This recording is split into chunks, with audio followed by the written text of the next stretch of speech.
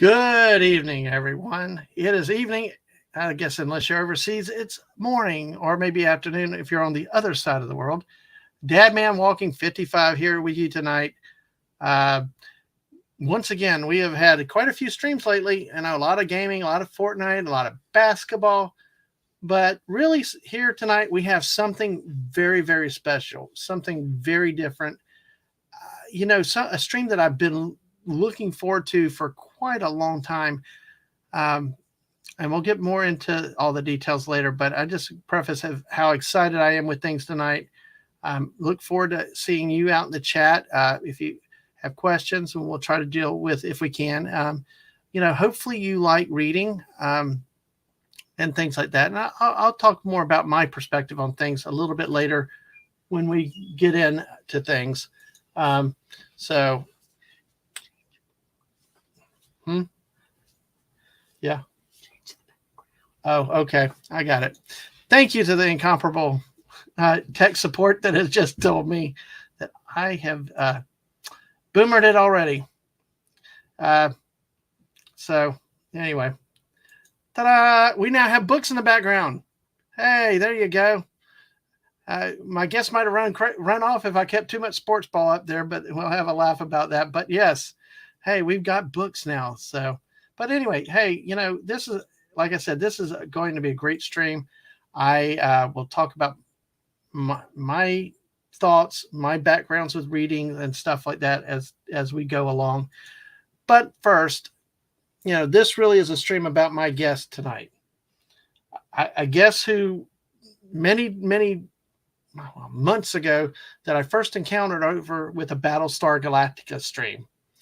And if many of you know that I had the Zuni doll from the Trilogy of Terror movies back then. And it was such a great moment that, man, my avatar got her attention really, really quick. And our buddy Mark D with a C was out there to clarify what I was in the chat.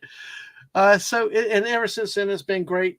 Have gotten to meet this person and chat a little bit more over the months and gotten to know somebody I consider a friend to my family and all of us here. Have been very supportive of us. So with that, I am going to introduce my guest. At this time, I don't see really comments in the chat, but I know we got 7 people watching. If you're on the YouTube side, make sure you hit like on this and subscribe to the channel. If you're on the Twitch side, make sure you follow. Leave us a follow. We're at 74 follows on Twitch. Let's get to 100. Maybe I'll do something silly again. But on YouTube, we're at 161 coming into the show of subscribers. Let's do it. Get to 200. And I've got a unicorn soda to drink that the missus found this last weekend. So with that being said, no further ado, my guest tonight is none other than RM Briggs, Raquel Briggs, as I know her, who, see her quite often as a regular on the Clobby's Clubhouse with the great Clobbering Times and Mark D with a C, and then on Saturday night Star Trek with Clobbering Times. And I will tell you, as a Star Wars fan, don't miss that Saturday night Star Trek show. If you love Star Trek, Clobby and Raquel have the best Star Trek show around. But I digress from that, and because as you all know, Clobby's been here a few times too. But tonight, Raquel's the focus, and her work we'll get into shortly. But a little bit about Raquel is that RM Briggs is an award-winning communications and technology scholar who resides in Alberta, Canada. Her list of publications include broadcast news, conference materials, including academic manuscripts and presentations, print, nonfiction, and science fiction. Her new book, which we will talk more about tonight, Science Fiction Tales, is now available worldwide in ebook, paperback, and hardcover editions. A little bit further about Raquel is that she is refereed at SOI for a Doctorate of Social Sciences, has a Master's in Communications and Technology, a Bachelor's of Communications with distinction. And let me do this real quick. There you go. And this is where I need 5 monitors. University Diploma in Professional Writing with distinction and a Diploma of Broadcast Media Arts with honors.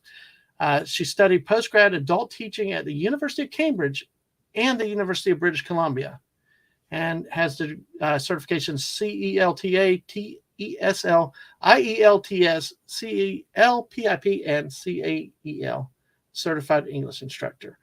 So, with that, I will remove the picture and I will bring on the guest herself, the lady of the hour, Miss Raquel Briggs. Hello, Raquel. Hi, How are you tonight? I'm terrific. How are you? Very nervous, doing something that's really outside of my comfort zone, but Uh, so great to have you here with me tonight to talk about not only your new book, but a little bit more about yourself and about writing in general. well, that's very kind of you, and I'm honored to be here, and I'm excited for tonight. And we're old friends, so don't be Hmm. nervous at all. Oh yeah. Well, I've already boomed it a couple times already, so we can laugh about that. So we're we're good with that, aren't we? Yes, Uh, absolutely. So how let's see. I'm trying to, like I said, this is the night that I could use 5 different monitors, and you never have enough. yes. Is when you really need it. So I read your degrees and your academic background, but what look? Can you talk a little bit more about yourself? You know who you are, what your interests are. Yeah, I'm an academic. I would like to finish my doctorate. I don't have money to do it. I have the grades and obviously the refereed material in order to do it, but I don't have money at this time, and so that's a little sad for me. But Hmm. it's Yeah, given me an opportunity to teach English and to write and to do other things. So it's on pause for now, but yeah, just very excited about the opportunity to write. absolutely. And I'll talk a little more about it later, but I could really tell the attention to detail in your writing with the books, with this book, with the 10 stories. Very crisp language, very precise language, very challenging in some ways. I've learned some new words along the way too, so Well, which I that's think great. is good. A little bit about me, like, and I've shared with you, I'm not a good reader. I do so much reading at work, like legal stuff, the heavy stuff, and all that. In my personal time, reading is not something I personally like to spend a lot of time doing. I don't find a lot of pleasure until I find things that really connect. One thing has been the Star Wars expanded universe um, over the years and stuff, and I would not put the book down. But you know, these stories, and we'll get more in detail in a little bit later. But I tell you, I really, once I started reading it, I couldn't stop. Even from the very first story, it was like ending hit me like a truck. I was like, holy crap! That's a So huge compliment. absolutely, and it's meant to because it really is interesting. Then we'll talk more about short stories and all that in the media. As we spend the time together. But let me say a few couple of hellos real quick. Sure. Of course, we've got the great and wonderful, talented Mrs. Dadman walking, who made so many Hey. of these graphics. Yes, love you, dear. Can't do this without you. She's here, and Stunning and Brave Megatron is here. Hello, how are you? Hello. Hello, and he's here for moral support, Dadman. Hey, I appreciate it. I tell you what, we're going to talk about a good book tonight. If you get a chance to pick it up and read, I mean, I'm jumping too far ahead, but I will say, hey, if this book takes away any excuse that you have, if you're too busy, don't have time at all, it's when we talk about the structure of the book, you understand why. Beyond that, it's a darn good book to read. So, well, let's do this now. If I can do this properly, Raquel, is there anything else that you want to say about yourself, or is that good? I didn't No, know if I I cut you I off. think you pretty much covered it. Okay. I don't often on these podcasts. I don't often get introduced the way that I get introduced in academia. So, I do have to say that I definitely appreciate that. And yeah, let's get this underway. Okay, I'm going to go now and let's see. Here we go. This is where I'm going to play the first clip. It's the longer clip that we have. Yes. Um, a minute 47. So, folks, let me bring it up, and then hopefully y'all hear it and it works right. So let's see how this goes.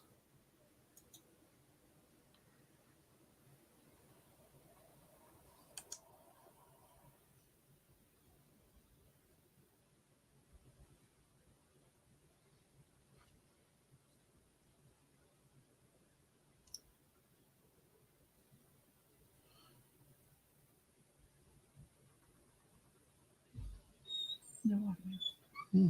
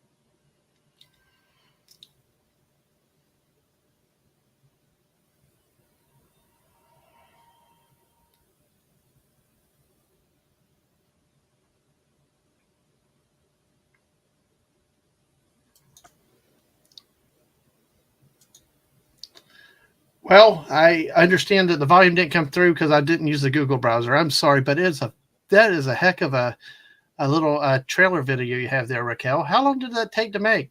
A couple of days. It took a couple of days. It's a very odd circumstance when you have to bring all of your skills to bear when you're self-publishing. So one of the things that I'm aware of is how much science fiction readers really love celluloid. They love television, they love film, and they love to see science fiction in celluloid. And so I knew it would be a crucial component to attracting readership, is welcoming them in and saying, look, here are the visuals that they desire. Mm-hmm. Yeah, I tell you, like I said, there's something with the Google browser. We don't use Google as our browser for StreamYard, so I that's bad. My bad on that my part. But y'all can find this on Raquel's YouTube channel, and get the effect with the volumes is really really good thing too.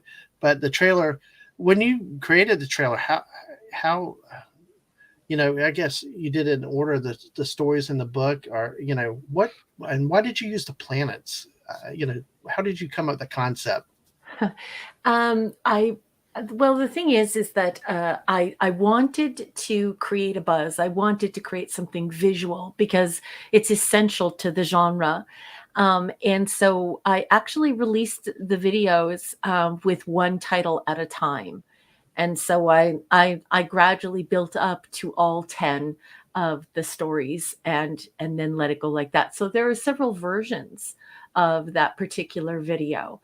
And there's another video as well that sort of hint at the contents of the stories and what draws all the stories together, and also typical science fiction imagery. I wanted to, signal to everyone using semiotics, of course, the signs, symbols, and artifacts that folks who love science fiction are accustomed to. So that's it. There you have it. All right. Well, you can definitely tell you put some attention and time into it. It's very high quality, and the sound makes it even better. And I love that little thump at the end, that little pump, like a plug dropping. It was really nice effect there. But Well, thank yes, you. absolutely great work.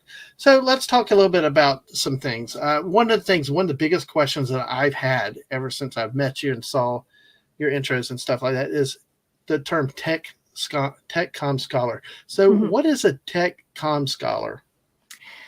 Okay, well, usually when you're speaking about communications, you're really speaking about a very wide berth of material.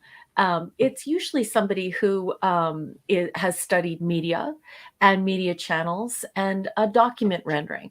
And certainly, I studied that in my undergrad, so I have a Hmm. degree in communications, and so that the majority of that was writing, editing, publishing, professional document creation for launching magazines, launching books, governmental deliverables, white papers, and things like that.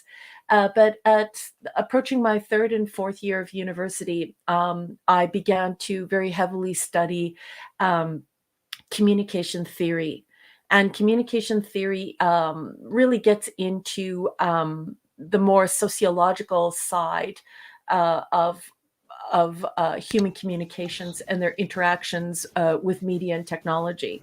And so when I went to my master's, I found the perfect program because it involved not only communications but also technology.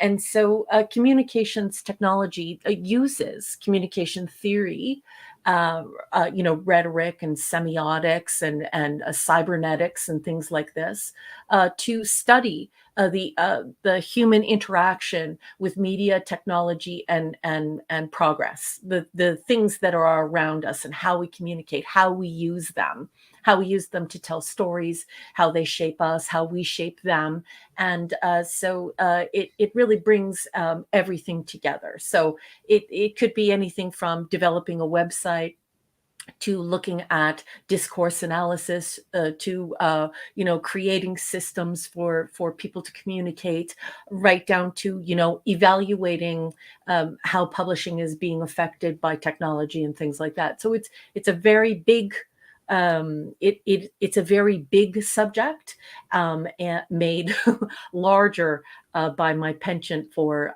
technology, which explores these intersections in applied and abstract ways. That is interesting, because um, it's so easy to trivialize fields that you don't have an expertise in or really know a lot. Because a lot of times when I hear communications, I just think of people talking back and forth or between one party or the other, but not necessarily that there's these theories behind it. I mean, even in accounting, like I do, there are accounting theories. It's like every field has its own theories. Mhm. So it's interesting to hear you expound on that a little bit, because I think sometimes we have a habit of trivializing or not appreciating fully uh, fields that we're not experienced with, or that we take for granted every day. Because I believe a lot of our communication we take for granted, that everybody understands what somebody's saying. We don't look into like you say, the theories about how you should communicate with others, or the means or the methods for communicating. Does that Mhm. make sense? Yeah, and it's a highly abstract and highly academic and probably intellectual due to its abstraction, but it is very important to study um, this type of material because of the way it impacts society and culture. Um, in an applied sense, one could see what I do, like how I try and focus people on the attention economy. So, we first we had radio, and what radio was created to help us buy things, and then radio was sort of forced into obsolescence, and then we had television, and it was created to sell us things. It was this catalog in our living room, and they would create these marvelous stories to try and pull us into that factory in our living room to look through the catalog of things that we were going to buy and things that we were going to do. And then, of course, we had the internet, Web 1.0, and then Web 2.0. And we see this emergence of an attention economy, and we're seeing the emergence of streaming. And so now we're seeing, uh, arts and entertainment move towards more corporate control. and corporate design rather than individual artist or individual author moving and shaking in arts and entertainment, moving the furniture of our minds and entertaining us. So Mm-hmm. it's incredibly important for us to make sure that we're studying how these technologies, how this media and these technologies alter our culture, how we communicate, yeah, and I find it incredibly interesting. It probably sounds incredibly boring to most folks. Actually, I'm sort of flustered even trying to unpack it in an You're, extremely layperson way so that it's comprehensible and doesn't sound like some sort of brain fog. But yeah, it is incredibly important to have folks who are watching how this stuff interacts with Mhm. us and how it shapes our culture and how we shape it. Yeah, I think you did a fine job there describing it. Wait till I started trying to talk about alternative depreciation theories from accounting. I'll lose people with that. So and that's an easy area. Yeah, So, you but don't want eyes to glaze over, right? yes, exactly. Yes. Oh, it's bad when I lose my own boss sometimes, but hey, that happens. But Right. like one point that you mentioned is like the corporate control of things, and I'm kind of going off a little bit a tangent here, but that because I know you speak to that a lot and how Mhm. important that is. Because I mean, like you as a independent author, writer, creator, I, there's a battle between the corporate hegemony. If I'm using that word You are. correctly, wow, I used a big word for yay, and the little guys that can't get the funding, can't get published, or have to. Mhm. I mean, what is that battle like as somebody that you're trying to get yourself published, and you have to really toot your own horn and get yourself out there? Well, it's not only that, it's also, who's controlling the narrative, right? And Hmm. so you have this hegemony, which is just, leadership or dominance. And usually that's the bourgeoisie. So this middle class or this Hollywood class of people who find these proven products and they find ways to sort of, massage them into you watching them over and over and over again. And this is what happens when we have reboots and Hmm. this reimaginings and all of these things. So rather than coming at arts and entertainment with these fresh ideas and these fresh voices and this chorus of voices, what can end up happening is you have a consolidation of power, a conflation of genre, and then you have a corporation, which is not an artist, dictating what we'll see. So it really has changed the landscape as far as how we are entertained. We see this in film quite a lot. Now film is about identifying these uber successful properties and finding ways to reboot, reimagine, reconstruct, deconstruct, anything to try and get that proven product in front of people one more time. And so it is quite a dangerous situation to put ourselves in. Hmm. Publishing has changed a great deal. I mean, when you think about all of the greatest books you've ever read in your life, chances are it's highly likely that that book that big tome that you've read and you think it's wonderful, uh, you always imagine it as a book. You studied it in high school or university, and so you imagine it as a book. But the truth of the matter is that there was a great tradition um, in publishing short stories, and in publishing chapters in magazines. And people would pick up these magazines and these newspapers, and they would read these short stories and they would read these chapters, and that enabled those people to get published, to put all the chapters together and make books like Oliver Twist, to make books like Vanity Fair, to put these magnificent tomes, these classic novels together, and then obviously short stories turned into novels.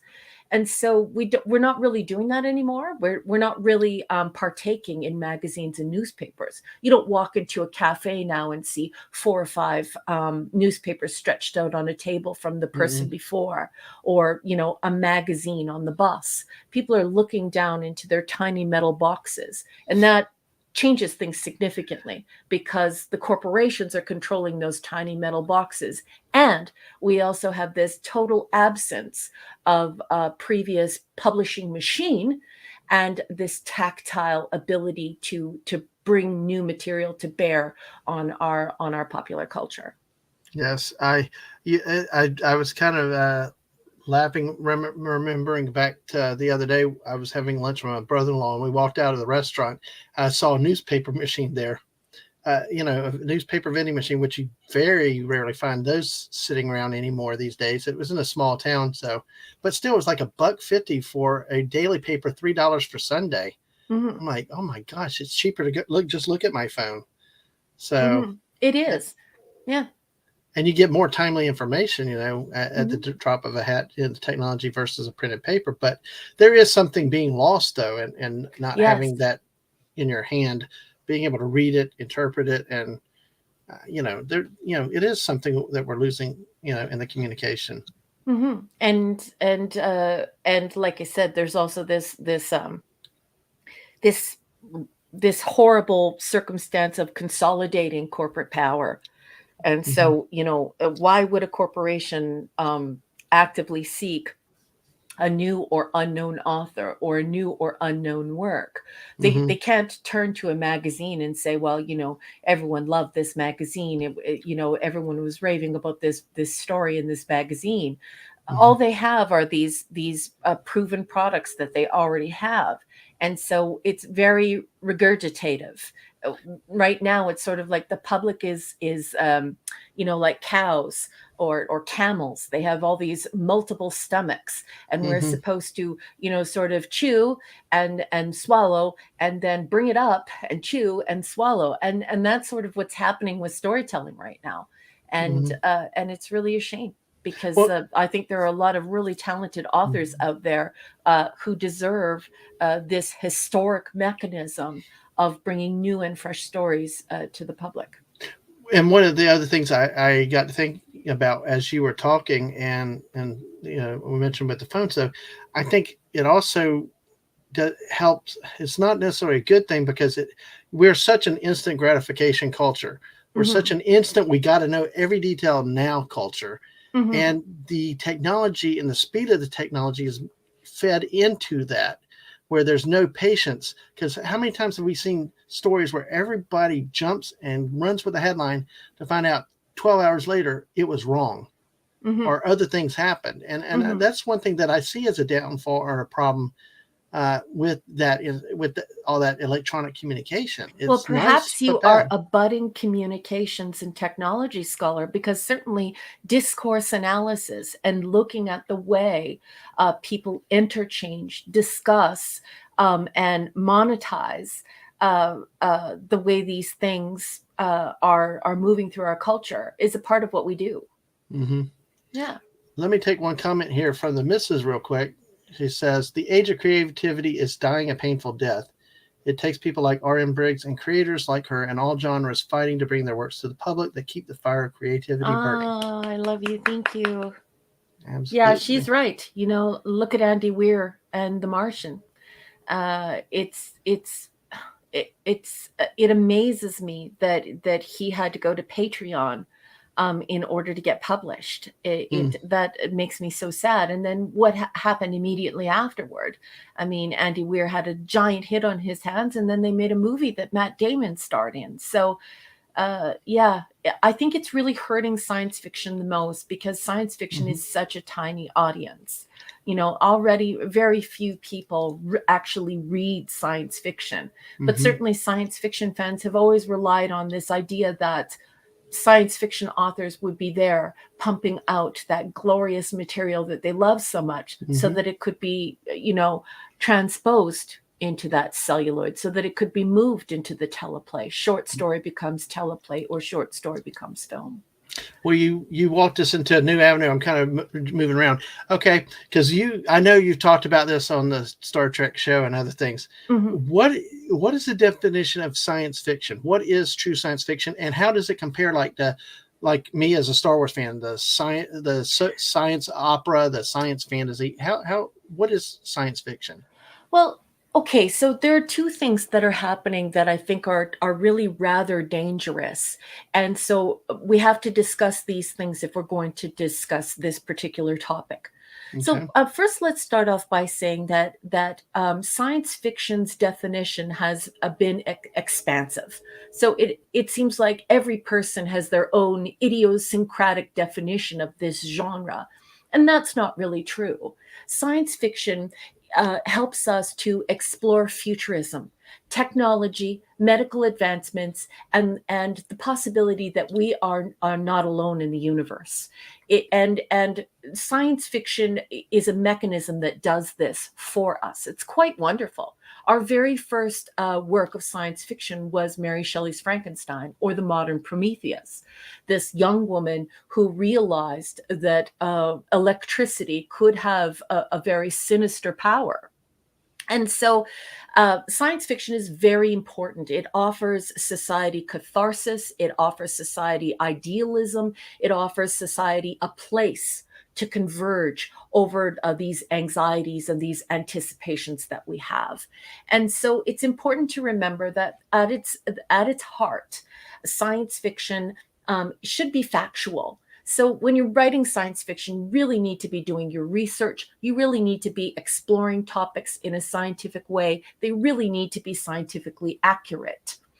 And outside of that, once you start to break the laws of nature and do it in a way that's not scientific, then it becomes science fantasy, and neither one is better than the other. But it's very important that people understand this distinction, because now more than ever we see people reporting that science fiction and science fantasy are being conflated in bookstores.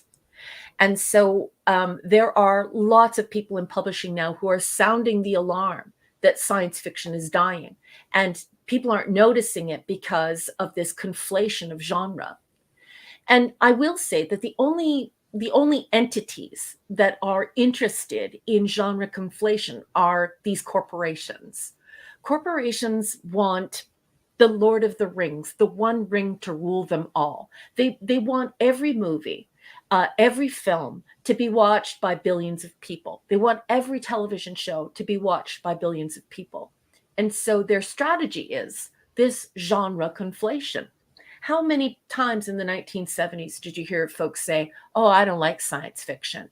Now it seems Hmm. like everyone likes science fiction because it's not actually science fiction. It No. can be drama, murder mystery, action, comedy, romantic comedy, um, science fantasy, science fiction, even a little bit of soap opera. Hmm. And they're doing it to grow and expand audience. But what is lost are the ideas that are unique to those genres that need to be nurtured so that we have variety. Not everything can be a superhero movie where you walk into the theater, you sit down, you see these glorious bodies. It's an amazing 4K experience of CGI. Everything is a comedic moment. Everything is Hmm. is a murder mystery. Everything is a thriller. Everything is action. Everything is everything all the time. And so the reason why I talk about science fiction as this unique genre is my pushback against these corporations, these Hmm. corporations who want everyone at every movie. Because when something becomes for everyone, it very quickly becomes for no one because it doesn't hold any demographic or psychographic use to people who love special, beautiful, and unique things. That's interesting. Let me go ahead and take a moment real quick. Hey, we've got 11 people watching us now. Hey, thank you Yay! everybody. Follow us over on the Twitch side, like it and subscribe here on the YouTube side. We've got our author RM Briggs, Raquel, with us tonight. We're going to get to the short stories soon, but I wanted to spend some time to talk about science fiction, about some of these things, and I'm about to ask a little bit more about the background. But let me real quick say hello to Whoopa Troopa also. Howdy, Lisa. Clobby! And Clobby's here, and Lisa's here also. Lisa! Captain, Yes, my Lisa's captain, I here. love you. Lisa! Yes, and the She was great cooking up clobbering a storm times. today. What's that? Oh, the She was food. cooking up a storm today. Oh man, we have talked about having a food stream. We have got to do that. Yeah, Well, I if you're just going to plan a food stream, yeah. I am going to throw Lisa's hat into the ring. Oh yes. She is free to take that invitation or just say, I'm sorry, I'm not interested, but Yeah. you have to see her food. You have to see Oh her food. God, it's so beautiful. I mean, I thought she made handmade appetizers today, but she confessed it was store bought. But Oh. Well, I thought I, that she made those as well. She's I'm like, always making something delicious. I know it looks. I thought I did crazy food pictures and stuff, but her stuff puts mine to shame. Yeah, I mean hers Clubby, even you're the one who gets more. rocks. Yeah, exactly. Raquel does rock. I do agree with you, I love Clobby. you So so much. That's my captain right there, and one of absolutely. my best friends in the whole world. I love you so much. And if you want to go, like I said, these guys, Raquel and Clobby, Saturday nights, 10 p.m. on YouTube Eastern. If you like Star Trek, it's a place to go. I never watched Star Trek. I was more a Star Wars guy. First series I got in with them was the animated series. And you know what? I loved it. So, but hey, and the rest is history. These guys are great. Let me say hi to Daisy Blossom, who's been lurking. Hey, thank you. And Lisa's talking about, yeah, food. Yes, exactly. All right. Well, let's get back and we'll thank you. Good to get all these highs. It all came together at one time. It was pretty cool with timing, Raquel. So, hey, y'all sit back, relax. We're going to have some more fun. The missus comes in with another thought that I always consider science fiction had to do with space. Am I correct in understanding that it is based on science and what could be a possible future, not where it is located? You are correct. Absolutely. I think that that there's more than enough room for that, and that's exactly what it's supposed to be doing. And that's what Mary Shelley was doing. Mary Shelley was saying, okay, well, if we're going to start electrifying these parts, we can't get these parts to animate. But what if we do one day? What will happen? And so here we see Mary Shelley had nothing to do with outer space. So yes, absolutely. Um, when I think about explaining to people what science fiction really is, I always say, I want you to imagine scientific advancement, medical advancement, technological advancement, and our anticipations and anxieties about that. And then, of course, this possibility that we might not be alone in the universe, and what will happen when we go out, or something far scarier, if something comes in. Oh, And yeah. so this is the mechanism of science fiction, and it's quite a beautiful thing. And the minute that it becomes vampires or it becomes magical, you're really taking away humanity's opportunity to exercise their imaginations as far as this futurism goes. I mean, science fiction is often science future. And so having that discussion is a great discussion. In my master's thesis, I talk about Cooper, really discussing the fact that Gene Roddenberry's communicator on TOS, when he saw Kirk hold it, he thought to himself, I'm going to put the guts in that. I'm going to put the guts in that. I'm going to make that real. And now we have cell phones, and then of course we see the pad, and we see the iWatch, and all of these technologies emerging from the inspiration of having a bunch of nerds and geeks talking about these fantastic ideas that they are massaging through science fiction. Very, very, very important. Absolutely. When we think about who watched Star Trek, we're thinking about Isaac Asimov. We're thinking about people at NASA. We're thinking about Stephen Hawking, the man who practically invented all there is to know. I'm All there is to know. I'm sitting here. I'm sitting here laughing when you're talking about when the aliens come in. I'm just like, gotta get to the book. Gotta get to the book. I was like, yes, when the humans, when they come to you. But hey, it'll Yes. be interesting. And Clobby says, didn't get a notification, would have been here at the start. Hey, I know YouTube's crazy, but hey, make sure you hit the bell and to get your notifications just in case, folks, when you subscribe to the channel. That's a great, and there's one more other thing, another thing that the missus had talked about here. I was thinking as you mentioned this, never thought of Frankenstein as science fiction. Mm-hmm. Now she sees how it fits perfectly, and if it's the electric into the parts and how it's animated, I think is what you were saying, Yes. getting us to think what will happen with the introduction of this. Is that kind of, am I getting it right? Well, the most important thing to remember too is that when we're talking about a Frankenstein, we're talking about Mary Shelley's Frankenstein or the Mm-hmm. modern Prometheus. And so what we're seeing in Mary Shelley's Frankenstein is this anxiety about electricity and how it could be used against humanity.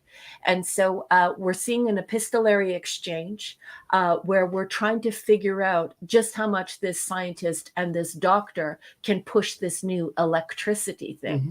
And so it wasn't until I took comparative literature in university with Dr. David Reddle that I really started to, it really opened my eyes to this idea that that Mary Shelley's Frankenstein is the first work of science fiction. When he first called it that, I was taken aback. Mm-hmm. Many years ago when I took his class, and I just thought to myself, what does he mean? And then of course, as I began to read the modern Prometheus, I realized that the way that Frankenstein exists in our culture is entirely different than how the modern Prometheus exists inside of the pages of that novel. Oh, very interesting. That is wonderful to learn about that tonight, because like I said, that's something I'd not ever thought about too. And our friends standing out there, oh no, aliens with half a brain would come here and stay very long. They're actually not coming because of us. Oh, there you go. Yeah. They Yeah. take one look and run off. So, Well, hey, and I like to think about outer space like I think about the ocean. mm-hmm. Here we are on this shoreline, and we're convinced that there's nothing in the deep. Mm-hmm. And how much hubris would one need to stand upon the shore of a great ocean and Mm-hmm. think there's nothing in the deep? So yeah. Anyway. Yeah, I know it's just fascinating, this discussion, because it's kind of flowing naturally with things. Let me ask you this, in terms of what got you into writing? I mean, what, everybody usually gets attracted to maybe to a field or something, whatever. But what is it about writing that drew you to it, to be an author and develop these stories? Well, that's, I wish I had one of those stories where I wanted to be an author my whole life. It wasn't really like that. When I was quite young, I won a writing contest, but and I wanted to have a typewriter, and I had a very impecunious childhood, and in as much I mean abject poverty. And so I think we went down to either a garage sale or a flea market, and I got a typewriter, and with the old ribbon, and one of the keys was broken, and I enjoyed writing stories, but I really, most of my teachers said, oh, she's going to be a judge or a lawyer. And so I just always thought of myself as that. Mm-hmm. And then you grow up a little bit, and if you do come from very modest means, you don't have those automatic pathways to university. And so I didn't have an opportunity, nor the tuition for law school. It's over a $250,000 here, so it's not really something that you can do, not even on a student loan. So Mm-hmm. life got in the way. I got involved with a restaurant business, and I was involved with the restaurant business and nightclub, running nightclubs and restaurants for Mm-hmm. 15 or 20 years, and then I decided to go back to university. I just thought to myself, I want to be edified. I want to be Mm-hmm. changed. I want to finish my journey. And so when I went back, I thought to myself, I'm going to go and do this. And I sort of just fell into it in university, and then decided, okay, this is what I want to do. I want to do communications. And at the time, I was highly interested in HTML. I was doing hand coding, line by line hand coding, back when you used to have to dial up using your phone. So Yes. it was just natural to me that I didn't go into fine arts. I didn't want to Mm-hmm. go into fine arts. I wanted to go into something that was more like STEM. I Mm-hmm. have a more analytical mind as far as that kind of stuff goes. And I was just thinking to myself, well, how am I going to exercise the fact that I want to write code? How am I going to exercise the fact that I want to do this and I want to do this? So this communications really covered the writing, the graphic arts, the web development, the philosophy, the sociology, the anthropology, the psychology, the study of psychographics and demographics and publishing. It really turned into something where I was like, okay, I can sink my teeth into this. If I'm not going to do law, I have to do this. Mm-hmm. Um, Absolutely. So a lot of your focus is on short stories. So why did Mhm. you start writing short stories specifically? Growing up, I was the weird nerd kid that was a part of the reading log. And I know many kids did a reading log because they had to. I was the weirdo kid who had the big chart that was done for charity. So I would go door to door and ask people for a nickel a book, and then I would collect all the money and give the money to charity or whatever. So I was that kid. And I was reading novels. I would just burn through novels. Um, you know, Maybe 30 a month, and at a much higher reading level than my grade level. Uh, and then I discovered Edgar Allan Poe, and I just fell in love with this entire idea of all of this brevity. So let's keep this really tight and really short. And Mm-hmm. I just love the way that the density of the prose. So, but it's not just the density of the prose, it's not just the brevity, it's not just being able to sit down in one sitting and enjoy going to a different place. It's way more than that for me. Now, after studying writing for all of these years, I realize that it's also because I trust my reader. I Mm-hmm. love having this interchange with my reader where my reader sees my diction, they read my diction, they understand my vocabulary, they know what I'm getting at, and they begin to push the walls of the imaginary universe back, making the world even bigger using their Mm-hmm. own minds. And that, having that trust and that exchange, to having a short story feel like a full novel that can be done in one sitting, is something that I think is magical. And it's just a beautiful, beautiful way of telling stories. I think it's a wonderful prose form. So, yeah, and that makes sense, and that's really really cool to hear that. Do you have a process for developing your stories, your short stories, like went from the generation of the ideas to the finished product? That's a really great question. Okay, so many of my stories are dreams. So I dream a lot of my Mm-hmm. stories, especially my flash fiction. So flash fiction, you're looking at 1,000 words or fewer. More than 1,000 words, up to 10,000, around 9,000 is a short story. And then after that, it's novella. So a lot of the flash fiction and short stories come from dreams that I've had, and then I turn them into short stories. Mm-hmm. And other times, I'm inspired by an idea from my field of study. So when we're looking at cybernetics, when we're looking at discourse analysis, when we're looking at sociology, um, I go and do the research on the technology, and I feather the technology in, and then I try and engage the reader in the Socratic dialectic. And that's just fancy talk. Fancy Mm-hmm. talk. You can just put all that fancy talk aside, because Mm-hmm. what the Socratic dialectic is very simple term. It just means that you don't decide for the viewer or the reader what you think. You present ideas to test what the reader thinks is true or the truth. And so that's my process. It's really about Look, let me put it to you straight here. Science fiction for me is about ideas. It's not it my telos, my purpose or my end goal is not characterization. I think characterization is good, but the telos, the purpose or the end goal of writing like that is way different than discovering or uncovering or discussing ideas. Because at the end of characterization, you have interpersonal exchanges that speak to relationships and who a person is and how they interact with others.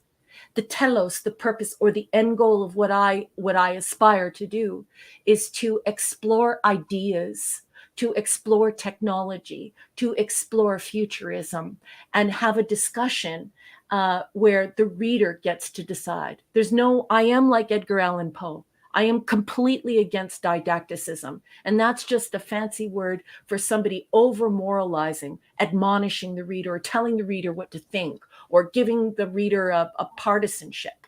I want no part of that. For me, it's just about exploring these ideas with people and having this conversation within the pages. Does that make sense?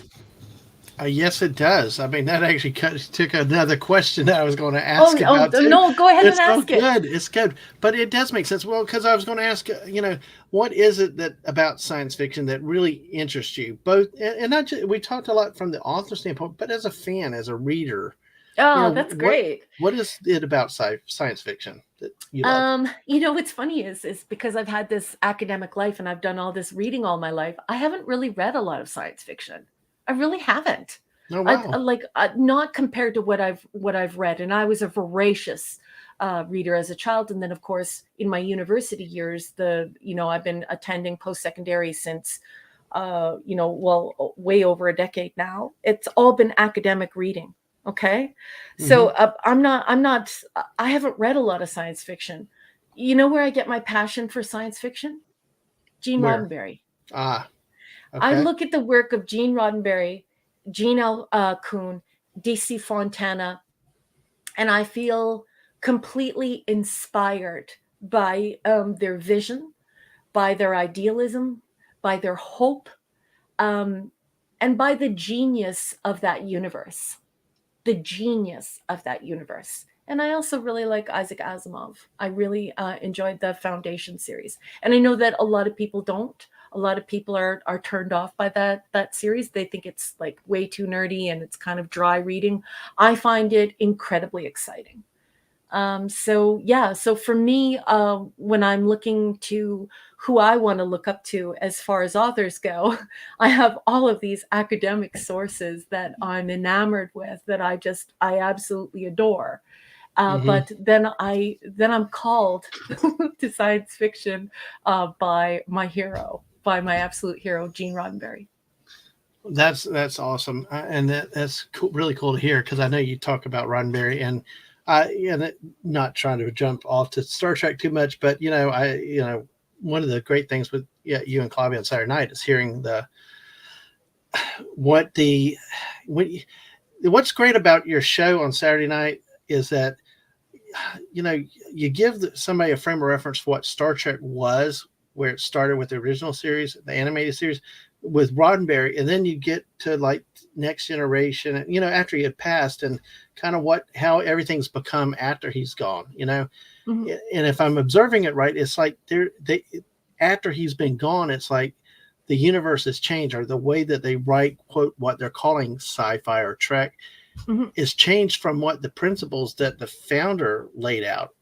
Does that make sense? Yeah, and I think a lot of people don't realize that there are show Bibles. So somebody sits down and his name is Gene Roddenberry and he comes up with this show Bible. Hmm. And it's a complete written breakdown of all of the characters and how they interact and who they are and what's going on and what the center of their universe is, right? So Gene Roddenberry's creation is very important. And I forget the question. I was just I was observing how Roddenberry's Trek goes in a certain direction that's more traditional science Yes, fiction. yes, yes. Oh, so what I was trying to get at is, yes, like I said on Doomcock, DC is a great friend, and I really love him a lot. They've completely changed the genre, and that's why I was getting into that show Bible stuff. It's not like Hmm. like a bunch of writers were sitting in a room, creating all of this stuff, and there wasn't a central idea. And so Right. now in the modern filth, you're Hmm. actually seeing a shift in genre. So it's more of a soap opera, it's Hmm. more interpersonal drama, and it's definitely science fantasy. There's nothing scientific about it, right? Science Hmm. fiction requires a fair bit of research. You want to make sure that you're getting the vocabulary correct, the concepts correct, and you're exploring those concepts with reader or the viewer. And so, yeah, when I look at TOS or I look at UFO, Hmm. and then I look at modern filth. Absolutely. I think to myself, wow, they managed to completely change the genre of a Star Trek, the original series, and people think it's the same show, and it's not. Right. Okay. Well, let me say real quickly hello to Dave. Dave's here. Hey, Dave. Dave! Yay. And Mace is here. Mace, I Yep. can't believe Lisa's. you're here. Hi. Yep. She's been here. Yeah. She talked about food earlier too. So yes. Hey, we still have 11 people watching with us. Hey, all Oh, right. that's good. That's awesome. So thank y'all for spending the night. Oh, look, I'm not sure about this name here. Me- That's Mesmerus. Mazarus. Hey, big wave That's to a friend of Raquel. mine. Oh, Very sweet cool. Can't person. stay, unfortunately. Bedtime for me, but have a great stream. Will Night, do. hon. Mwah, mwah. Good to see you. Hey, and Thank you. definitely look us up on Dadman Walking 55. You'll be able to find it later, either on YouTube or on Twitch. And, on Twitch, follow us. On YouTube, hit the like and subscribe to the channel if you like what you see. We don't just do Fortnite, we just don't do sports.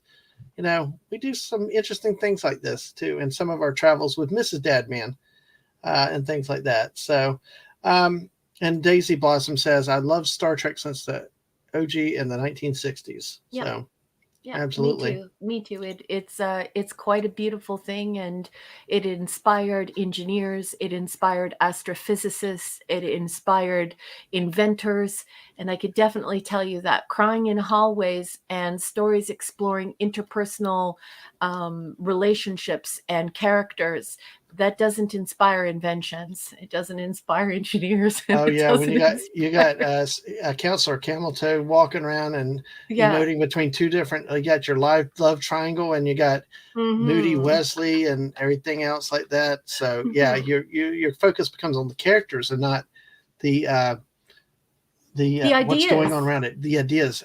Yeah. Help me remember to talk about that when we talked about the book. Very soon, we're going to get to the book, though. Okay, We're going to okay. get very soon, but stunning here. Dad man turned my draw stream into a cake talking stream the other day. That was darn good cake, and I paid for it for a day or two, but that was darn good cake. So it was for the Mrs. birthday. She deserved the attention, but Yeah, hey, and I just wanted to shout out to Mrs. Dadman Walking 55, everyone in the chat.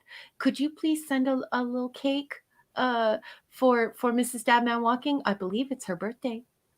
it was, yeah, and the 11th was her birthday. Hmm. We celebrate birthdays for at least a week around here, sometimes a month. Well, you have to because life gets in the way now, and it's not as though you could just carve out a day to celebrate. So it's nice if you spread it over a few days and make it count, make it last, Mm-hmm. and allocate the proper time for the people who you love. So I think Yeah. it's terrific. So Well, happy birthday to Mrs. Dadman, and please send a nice little cake. Oh, thank you, Daisy Blossom Flower Child. yes, there you go. There's a cake. The missus says thank you. Part of it is we look for any excuse to eat bad and go nuts for a week. So it's Look, I love your food pictures. Don't talk bad about your food all pictures. righty. All right. Oh, stunning set pancakes. Okay, we Oh, just need good, the good. bacon. Yeah, still cake. All right. Love stunning out there. Oh my gosh. Hey. Oh wow. Hey, this is fun tonight. Thank you, Raquel, for being here. Oh, thank you One for of having me. Absolutely. And one other question that I had before we get into the book part is, other than science fiction, are there any other genres that interest you, either as an author or as a reader? Yes, many. Obviously I'm an academic reader, and I absolutely love classics. But I am definitely influenced by Gothic horror. And when I say Gothic horror, like I mean old school Gothic horror. So I've probably read Bram Stoker's Dracula, maybe, I don't even know. I can't even tell you how many times. I couldn't even guess how many times I've read it in my life. I can tell you that one time when we were on the Clubhouse, somebody asked me to describe Dracula, and folks in the chat were describing Bela Lugosi or all of these pop culture images of Dracula, and I said, folks, that's not what Dracula looks like at all. And he looks like a lizard, like he's very lizard like. Huh. He's creepy, he's terrifying, he's alien, he crawls up a wall, and he has like lizard like arms, and he's disgusting. And so I actually pulled out my new copy of Dracula, because my old copy that I had, that was a collector's item, that I had all this beautiful marginalia in it, it was destroyed by my Vulcan ale. My Vulcan ale exploded and destroyed my copy. So I had a new copy, No, no. but it Yeah. only took me 2 seconds to identify the exact page describing what Dracula actually looked like. So I love Gothic horror, but it has to be the real deal, the original gangsta Gothic horror. It has to have a touch of, a touch of the macabre. It has to be very atmospheric. It has to be extremely scary, but it has to walk right up to scariness and then walk right away from it. So no gore, no, gratuitous violence, none of that stuff. So I like the appeal of Gothic horror. So all the fear, none of the scare, none of the gore, none of the yucky mental images of people being violent with one another. I'm not into Right. that at all. I don't like that stuff. Right. Yeah. Yeah. I've saw some of the Twitters about some of the shows and stuff like that, and I agree. I too. I don't like when it goes over the top with it. I hate seeing people hurt. I know it's quote fiction or drama, but still, when you see it so detailed, Yeah, it can get disturbing. yeah, I mean, we watched Cocaine Bear. It was hokey because it was so over the top with the graph. It was a different type of gore. It was so unrealistic. You could laugh at it, but if it becomes so real, it feels like you're really watching somebody being hurt. hmm Like yeah. I'm that's when instantly I turned try. off. Yeah, Yeah. I just can't watch it. I hate seeing bad things. We got enough I crap don't in like this world. suffering. I don't like Yeah, human suffering. We have enough human suffering in this world. I don't need any more of it. And I don't like horror. I don't like gore. mhm. That isn't to speak disparagingly of those who do enjoy it. There isn't anything wrong with their moral fiber or their character in any way.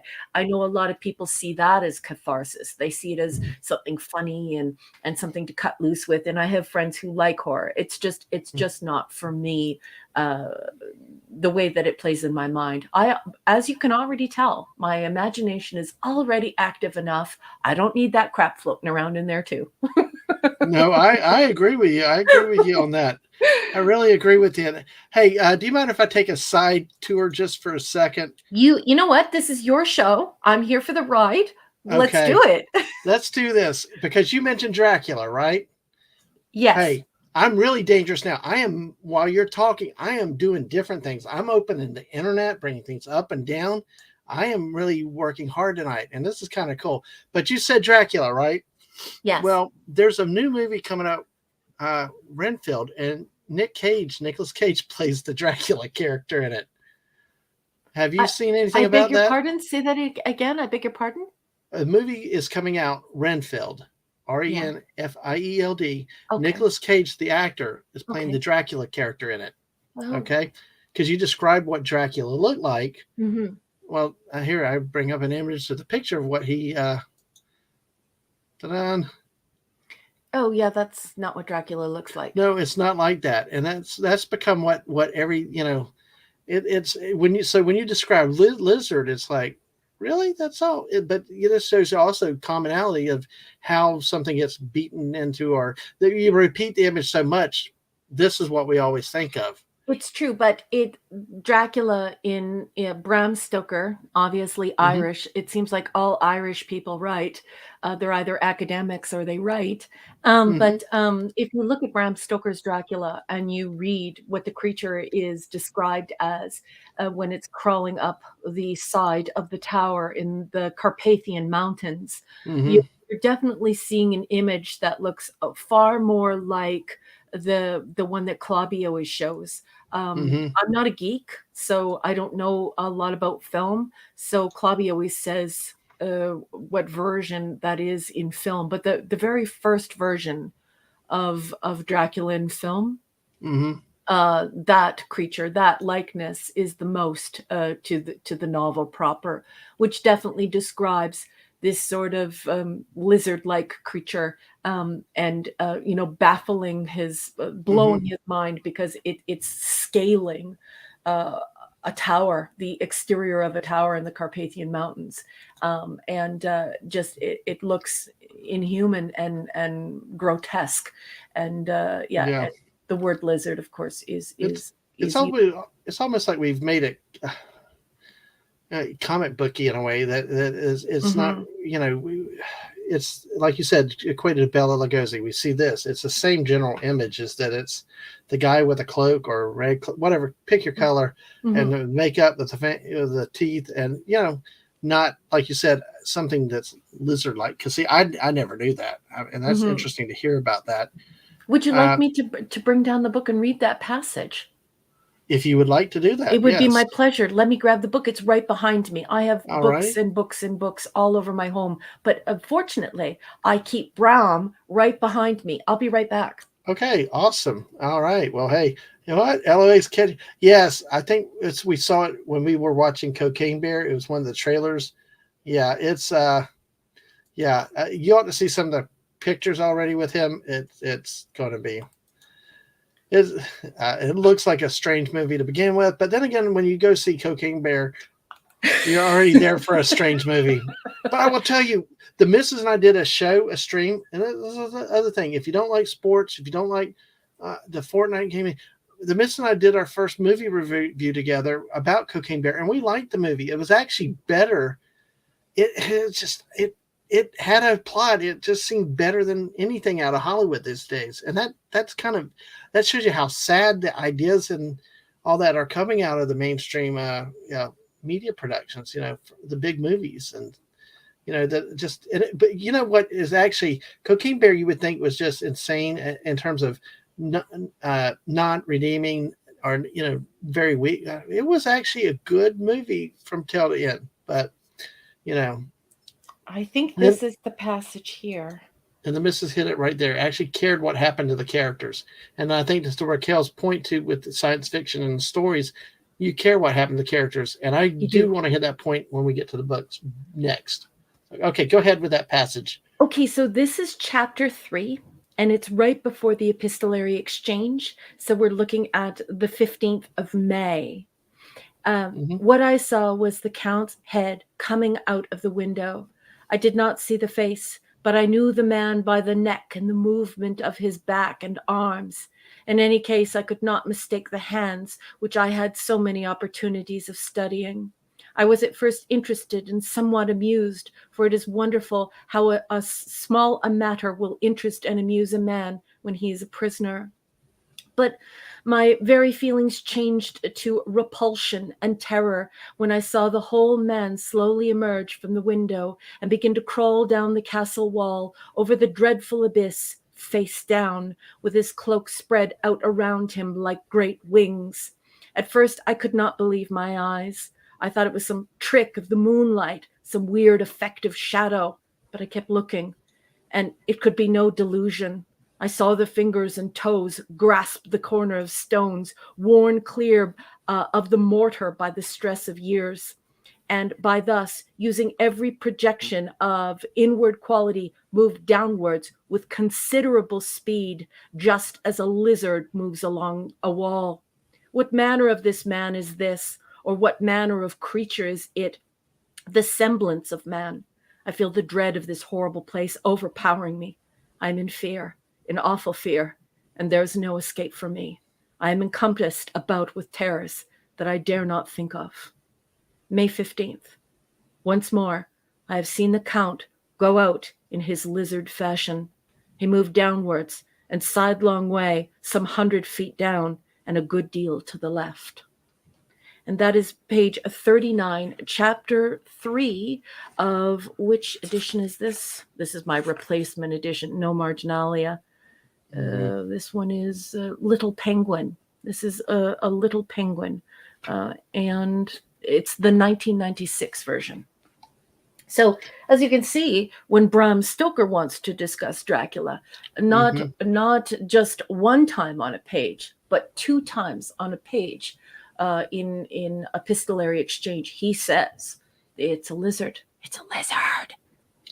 And as I understand it, when a writer repeats something, it's generally for a reason. Yes, certainly, and someone of someone's of the magnitude of talent that is Bram Stoker. But that's why that first Dracula that they put on film, when people ask me who looks most like Dracula, it's that first one, because he has that disgusting skin that looks overly taut, like it's been stretched out, almost like pink bat wings, and the gnarly fingers that are sticking their way into the mortar and crawling like a lizard. So you imagine how the legs and arms move, and it's just, it's quite disgusting. But so when you get down to those novels, when you get down to what the author really wants, it can be quite different than what is circulated in pop culture. Yep. Wow, that is awesome. And that's the problem with pop culture. It just takes one idea, especially if it sells and people like it, and they just copy and paste, copy and paste. That's what happened. And see, that's what sometimes I get lost with the comics and the other stuff, is because I don't know the lore and all. I don't know what happened many, many years ago. And you deal with what you have seen recently, and you just think that's the way it's always been. You don't have a frame of reference to go back till you have people like you that can point out, hey, no, this is not the way it was. There really is this past. This is how it started, changed over time. So, and unfortunately, it seems like it happens to everything, whether it's comic books or Star Trek, as we've seen, or even, something like Dracula as a character. We get these images building up into our head. So, and by the way, hey, you did an awesome job reading it. You got some thank you out there. And Lisa I appreciate it. Thank you so much. And Mrs. chimed in and agreed. So, all right. So if I did anything tonight, I hope I inspired folks to read about our first work of science fiction in Mary Shelley's Frankenstein, and to explore the hubris, the awful circumstance of being a brilliant scientist and doctor and a young woman. Mary Shelley was 16 years old, and her conceptualizing how electricity could be used in an evil way, and that we needed to be careful of it. And when you think of Dracula, I want you all to think about that first image of Dracula on film, where he's sort of tall and he looks like a lizard standing up on 2 feet, like a biped. And I want you to think about how taut and gross his skin is, and that he has a lizard-like quality. And if I can do that, boy, Dracula will be far more frightening to you, and certainly Mary Shelley's Frankenstein will be way scarier to you. I'm still laughing in my head that Frankenstein is considered science fiction, but hey, it makes sense now after we had to talk about it. That's awesome. Yeah, well, Frankenstein is the doctor, right? And the daemon is this creation, right? That's another thing. I'm always the missus always remind me that Frankenstein was the doctor, not the the creature. So of course. Then if you want to go funny with it, if you like, it's Frankenstein. From the Gene Wilder. That was funny. Funny. But yes, and what Dr. Frankenstein does is it's quite sad, and and there was a lot of that going on at that time. That's the really frightening thing, is that there was a lot of that going on at the time, and so just having that that knowledge of history and reading the Yeah. book as it is and wondering, oh my God, what if something comes of this? What if we Yeah. can animate? Then it quickly comes into focus that this is a young woman exploring technology and the dangers in technology should it be misused. And so we have that first work, that first glorious work of science fiction. Absolutely.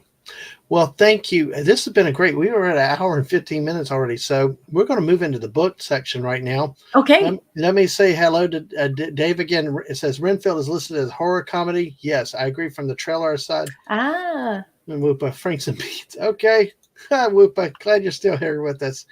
I will. I Frank and accept Beans. that it would be a horror comedy, wouldn't Yeah. it? Wouldn't you, Dave? Also, given the exaggeration of the comedic choice in that red velvet suit, he sort of Mm-hmm. looks like the PIMP of Dracula's, doesn't he? I would Coming in with agree. this satin-lined red velvet suit. It's all rather absurd and so good fun, I'm sure. Oh, if you look at some of the images with his face, there's quite a few funny images as looking in there. So but yeah, good observations with that. But yeah, anything with Nick Cage is going to be have some comedy in it at some Yes. point, Yeah. which makes him kind of fun to have around. So Yes. before we go into the book, we got 10 people still watching us. Make sure you follow us on the Twitch side, like and subscribe on the YouTube side. We've actually picked up 2 more subscribers tonight. We're at Hey. 163. Thank you all to our new subscribers. I need to get the stream element so I know how it happens. But thank you to who you are out there, and just thank you. And thank you for spending time with me and Raquel here. And now we're going to really focus on her book for a bit. And I'm going to start it with a shorter version of a trailer real quick. So I was again sorry about the audio. It's the browser stuff, but you can see the beauty and of the trailer. It leads to the chapters of the book. It communicates a lot science fictiony and just a lot of great stuff. It's a beautiful video. So let me go ahead and start it, and we will go ahead and watch it.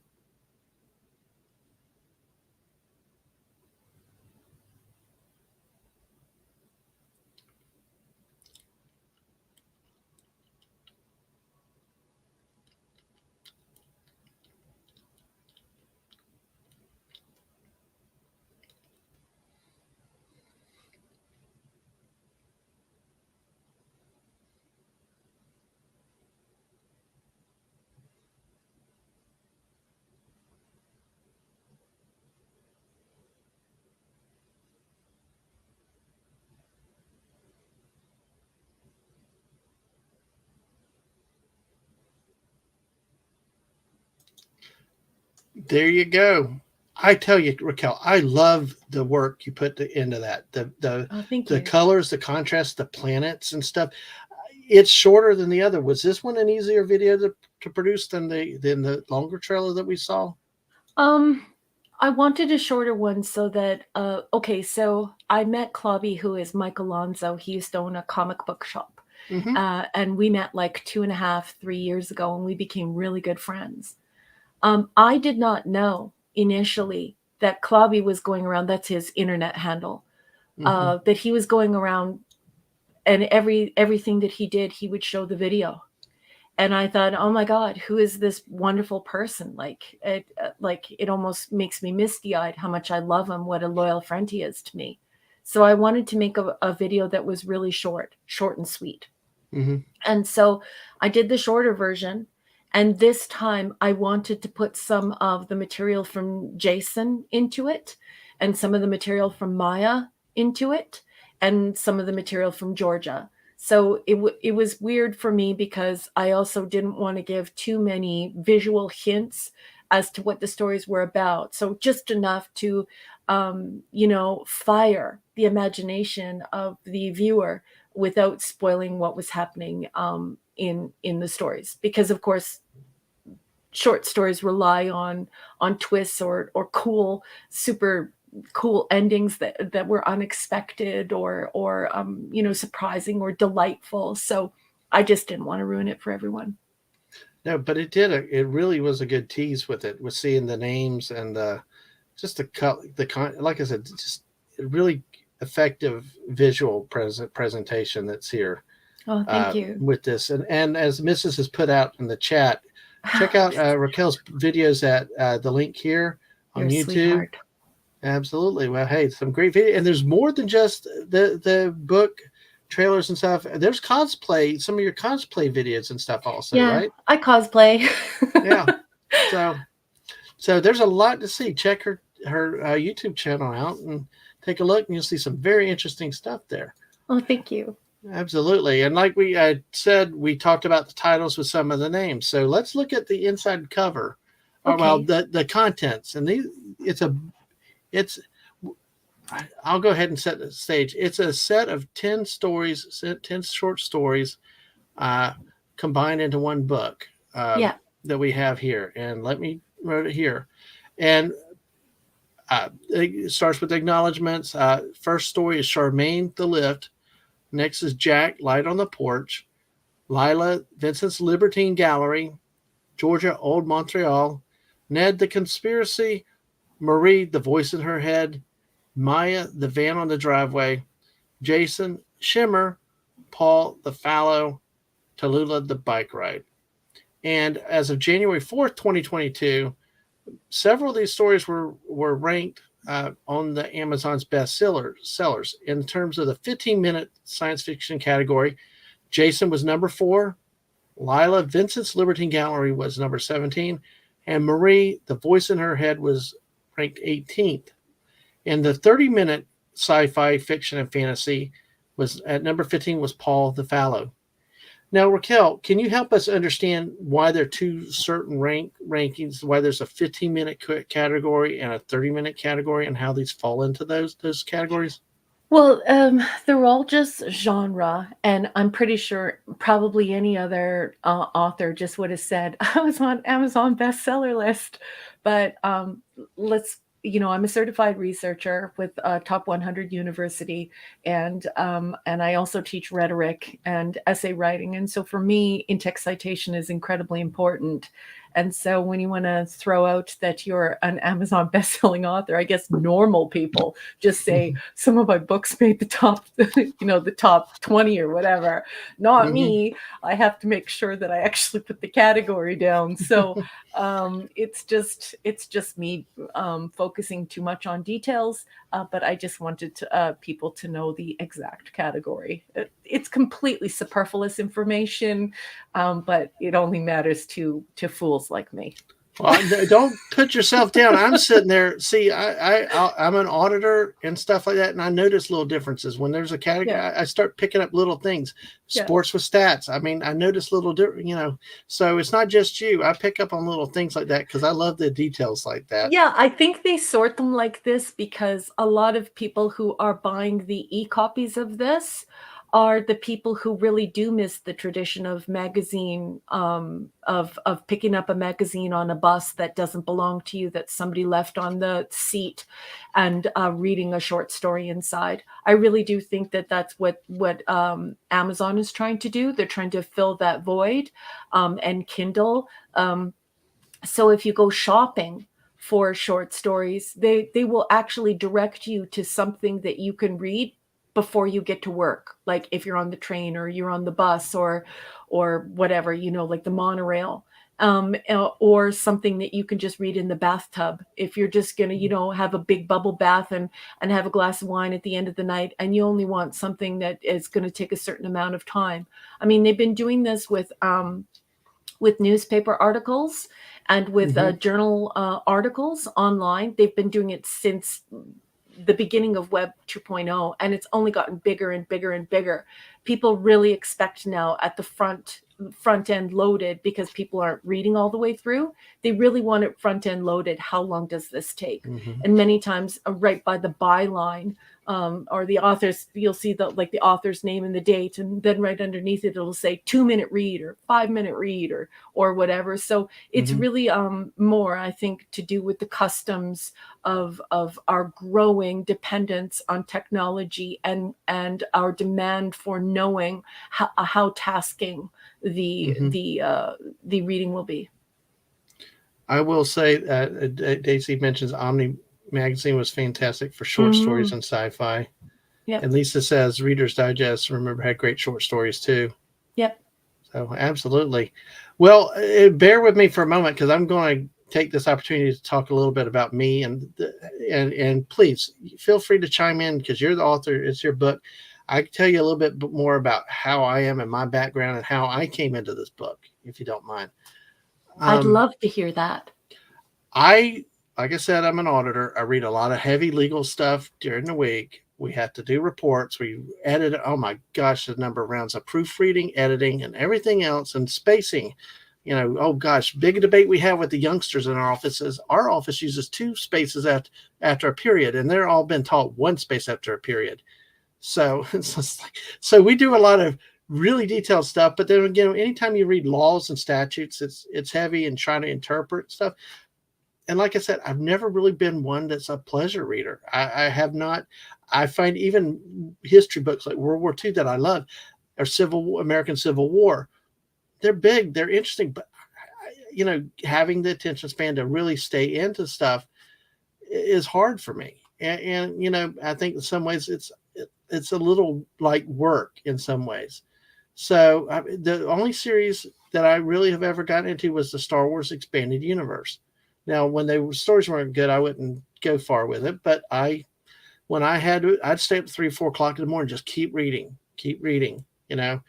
Like when you binge watch a show, and I do judge a book, sometimes based on the contents. I did, I looked at them and I looked at the pages, and I'm like, holy cow, there's there is 10 pages.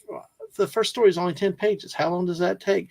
But even, the second between, Jack was a 3-page short story, Mm-hmm. and it enticed me and encouraged me to say, hey, look, give it a try. This is not overbearing. It's not demanding you to, uh, dedicate so much time at one sitting or all this time to be able to go through the whole book. Does that make sense to you? Yeah, I think that being able to make time to immerse yourself in something is becoming more and more difficult because of technology. Well, Mm-hmm. first, actually, let's just back the bus up. Let's tap the brakes Okay. and back the bus up, because I just want to say first Mm-hmm.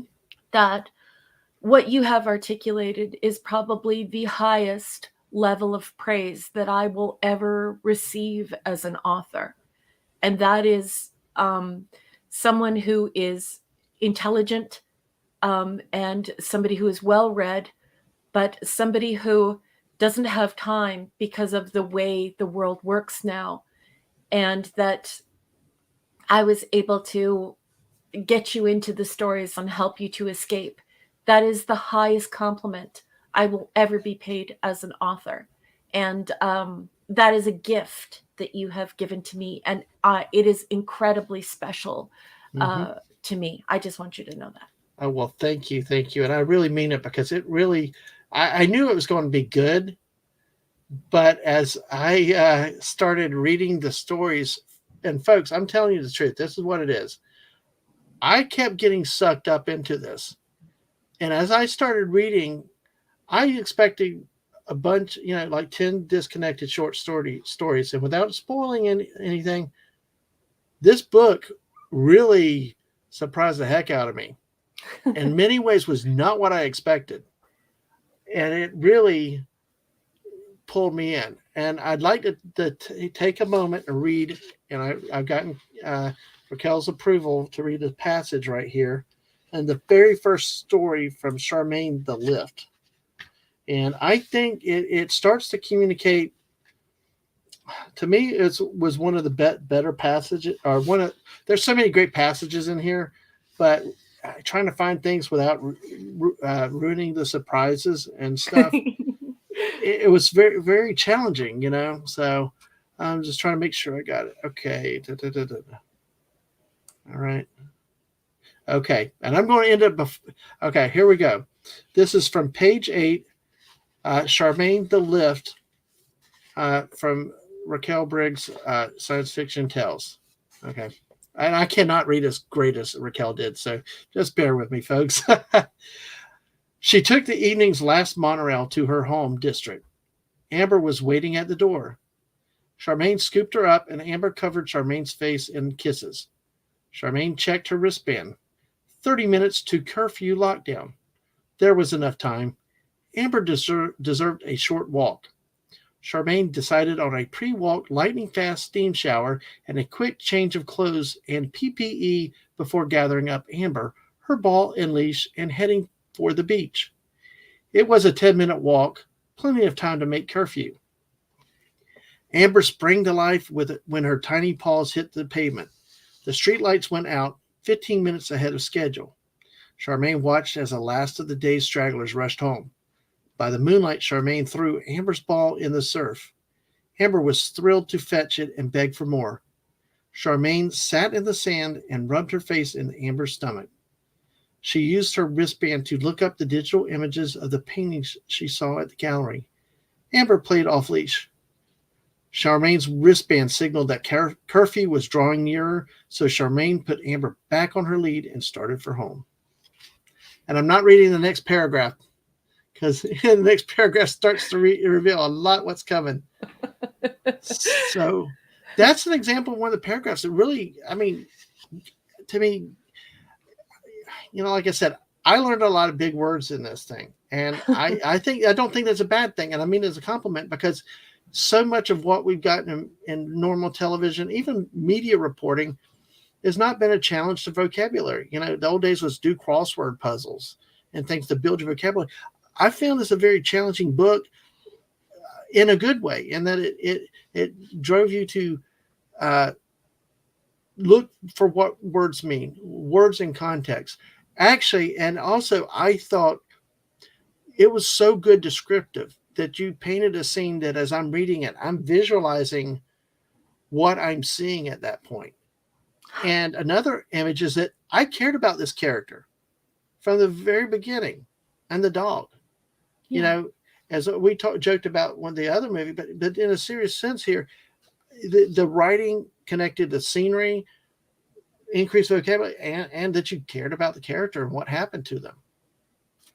Well, that's really kind of you to say, and I do think that that's important in my writing. I do think it's important that folks feel somewhat challenged by something, so that they feel like they're being respected and engrossed, and there's an exchange of information there. And it could be technological information, it could be vocabulary, it could be feelings, but there have to be significant exchanges that make the mind light up, that move the furniture of the mind, and inspire people, and make people feel as though you put a lot of effort into communicating these stories that are inside of you.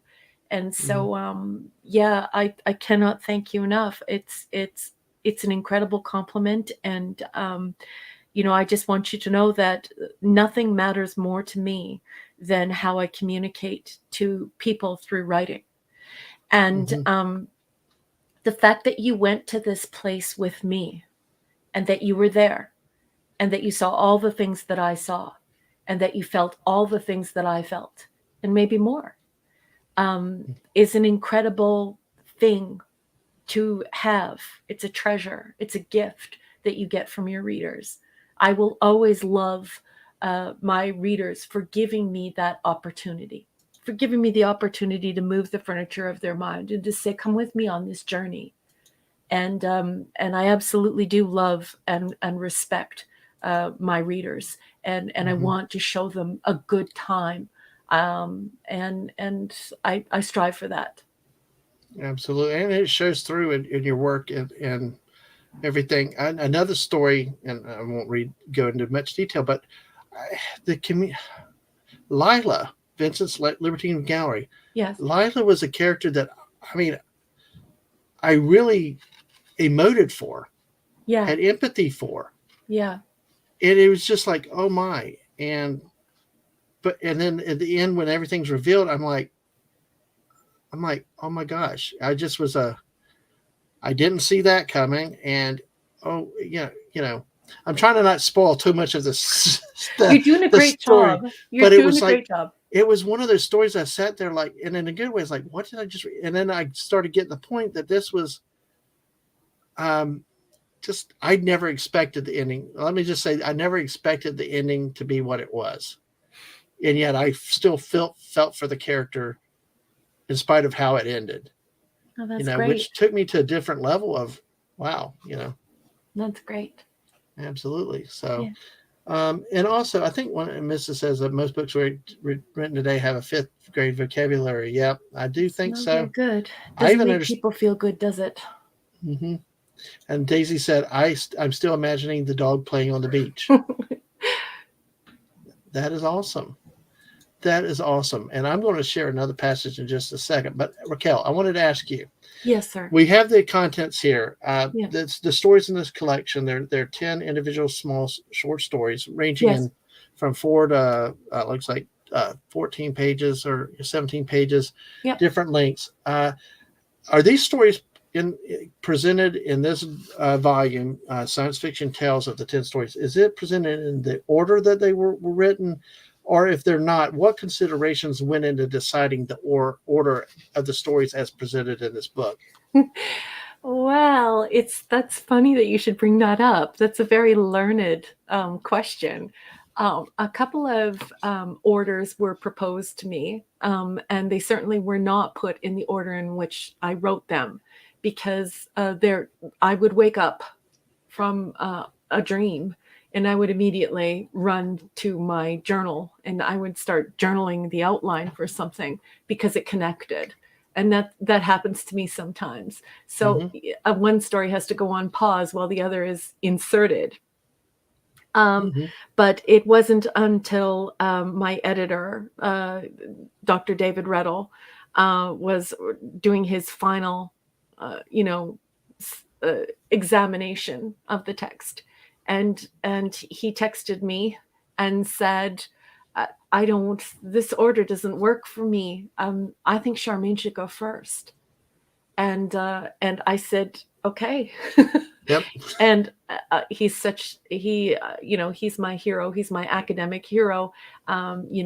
He was my professor, and then of course he turned into a beloved friend. I love him so much and respect him so much. Just a towering intellectual in Canadian academia. So yeah, I just went along with what he chose. For me, I could really see how it would affect the information that is given. So there was some consideration on my behalf for how the information unfolded, because I didn't want to give too much of the story away. And certainly there are events that have to unfold in a certain order, but it's not beholden to that. However, it becomes magical once put into a specific order. And I thank David for that.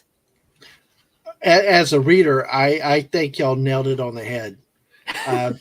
Because I'll tell you that, again, you cut me off if I start to spoil too much. No. Because, like I said originally, I come in walking thinking, 10, a book of short stories. You got this story here, you got this story. But by the end of it, I realized I was in a much bigger universe. Yeah. And even it was only a couple stories in, I'm like, wait a second. What? I just read a reference about this, and I'm like putting two to it. Like was like a murder mystery in a way. As I'm reading, I'm not just reading individual stories. I start to make connections on my own about what I'm reading.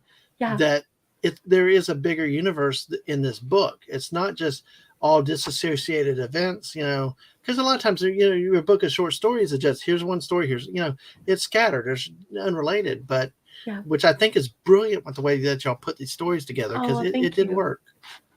So yeah, Charmaine, Jack, Lila, Georgia, Ned, Marie, Maya, Jason, Paul, Tallulah, they all have worlds adjacent, and it's up to the reader to figure out what those relationships are. Absolutely. And as the missus is saying here, if you want to find out what happens, go to Amazon and get RM Briggs' book. Absolutely. Thank you so much, sweetheart. I tell you, you can see it's short. They are good reads. Now, I will say there is some challenging language in some of it, and some of it is, the stories have more mature themes in a spot or two. But you know what? Just trust me, if you can get through some of the, there's a reason why the words are used the way they are. It creates an effect that you'll feel at the end. Just trust me, and I won't go any further on it. But just was really effective. So in Canada, How here's the lucky link. am I to have a reader like you? How lucky Oh, am I? What an incredible gift I have in a reader like you. I cannot thank you enough. oh, Thank you. well, thank you. The honor's all mine. And if you ever want me to read something, I'll try. I'll read it again when I can. Hey, so Daisy's going to go get the book right after the stream. Oh, So, good, good. Enjoy it. and Goodreads also. We're going to have a slide in a little bit that with all these links to recap. My question to you now is: of these stories, which is your favorite? Do you have a favorite, and which one is your favorite? Uh, I don't really have a favorite as so much as like I try not to pick and choose favorite characters, but I will say that one character that is very dear to my heart is Paul. Okay. I love Paul, who he is as a person. Um, uh, you know, I there is a passage of poetry from Andrew Marvell, the mower against the gardens, in that story. And of Mm-hmm. course, I love Andrew Marvell, and I love the poem "The Mower Against the Gardens."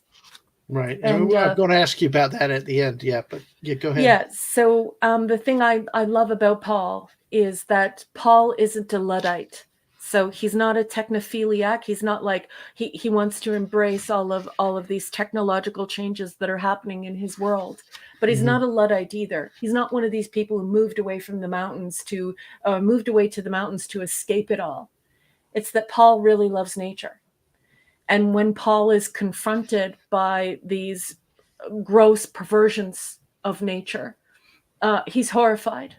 And Mm-hmm. then the ultimate perversion of nature happens at the end, and and Paul has to cope with it, and it's difficult for him, and I feel for him. Um, I love nature, but it's the most important thing about Paul is Paul's gentleness and Paul's Mm-hmm. kindness. He's strong, he's brilliant, good looking, big guy, and yet when the time calls for it, he is as gentle as a lamb, and I love Paul for that. That's awesome. Yeah, that was a very interesting story, I will tell you. And like everything else, to make the connections and stuff, and this again to see how it ends. It like you saying, there's the big themes that are coming through the stories as you read them, and yeah, it was definitely a very good story with that. Um, so I want to read one another passage, and I've also talked to Okay. Raquel about this one Okay. because Raquel knows the story. I'm going to read it first. I'm going to read it first, then I'm going to tell y'all Okay. what my reaction was. Okay, as I Okay. was reading this. Okay, let's see. I'm going to go up one more paragraph, but there's nothing that's really, if you don't mind, so I can get a good running start, if No, that's you go okay. ahead. You go ahead. Okay. Uh, Basically, Georgia's walked into a hotel room, top penthouse suite, like a big suite at a hotel, just to kind of lay some groundwork for everybody. Before taking a seat, Georgia fired up the single service coffee maker, opened the mini fridge, and threw together a coffee and Irish cream. She sat down and set to work reviewing the next day's pitch and presentation. She sipped on the warming aperitif and remembered that she had pre ordered room service. The dinner hour was nearly upon her, and having passed on the in flight lunch, she was famished. Out of the corner of George's eye, she saw a lash of white against the window pane. She looked up and noticed that the cloth was not a piece of a flag ripped away by the wind, but rather the remnant took shape as a cloak. Or was it a dress? She stood up to gain a vantage point on the upper half of the sheath, now billowing against the window. Georgia pressed her face against the cold glass and strained to see the full measure of it. As she did, it unfolded and a hollow face appeared opposite hers. Georgia jumped back from the window, knocking the table and chair behind her. All three went crashing to the floor. Her eyes were transfixed on the face. Georgia was horrified to find the thing donning a toothy, wide grin. Long incisor after incisor lined up tightly, bright metal with grisly black gums. A cognitive dissonance of gossamer and metal. Georgia wanted to scream, but she could not muster it. She backed up on her hands, hauling her ass in step. She dared not lose eye contact with the thing in the window, but for a stolen glance at her cell phone, which had launched itself nearly across the room when she spilled the furniture to the floor. I just got chills again reading that passage. I'm sitting here, it was like after midnight reading this thing, freaking out. I don't remember the missus in here with me or not. I mean, and I still get, when I read it like that, I really get chills. I felt that when I read that the first time and still read it when I read it here again. Yes.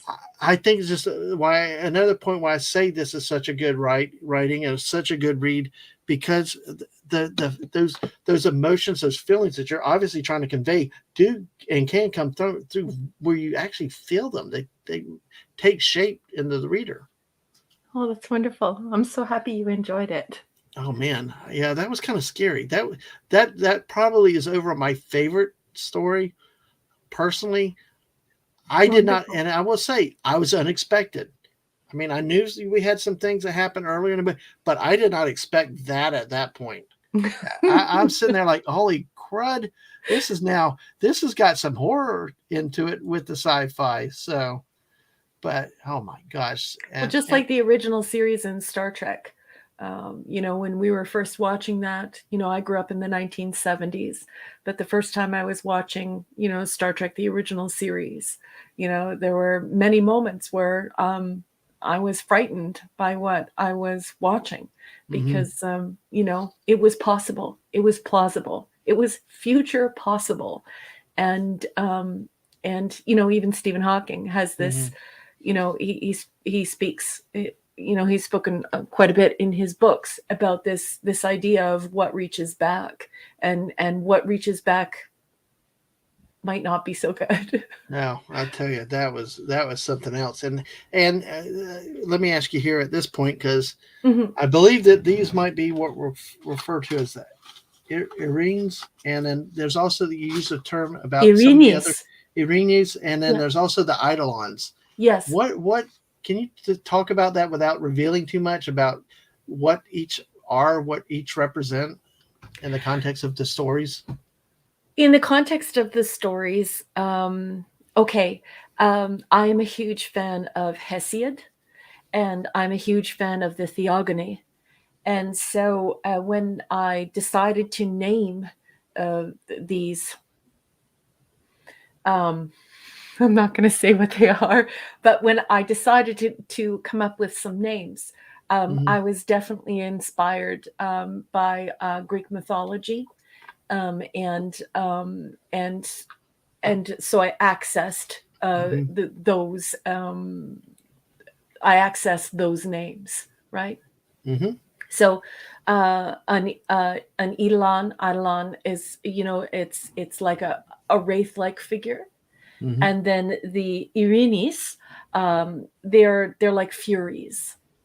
And mm-hmm, so I wanted to make sure that folks had an idea um, of a world new, of something that you couldn't describe um, as the world was happening, like it happens in the Theogony. I don't know if you're mm-hmm. familiar with the Theogony written by Hesiod. It's actually the oral traditions Yeah, I'm of the not. nature of the universe, as told through oral traditions in ancient Greece. Well, and I was curious about how those, because I've looked up the word. I was familiar with Eidolon before, Mhm. but it was really cool to see it in here, and that's kind of something that folks read the book, because I not getting to it. Oh gosh, I want to talk a lot more, because it's like really when you see what happened. I will say Georgia, we gone three stories, and then all of a sudden this one, and it was like something completely unexpected popped out, and it was like really really cool. It was really really Yeah, I effective. find that modern language, because it's been um, put into pop culture so much, that I think that sometimes when you use certain words, people automatically feel horror and they automatically have an idea of what something looks like in their head because they've seen that word come to life in film.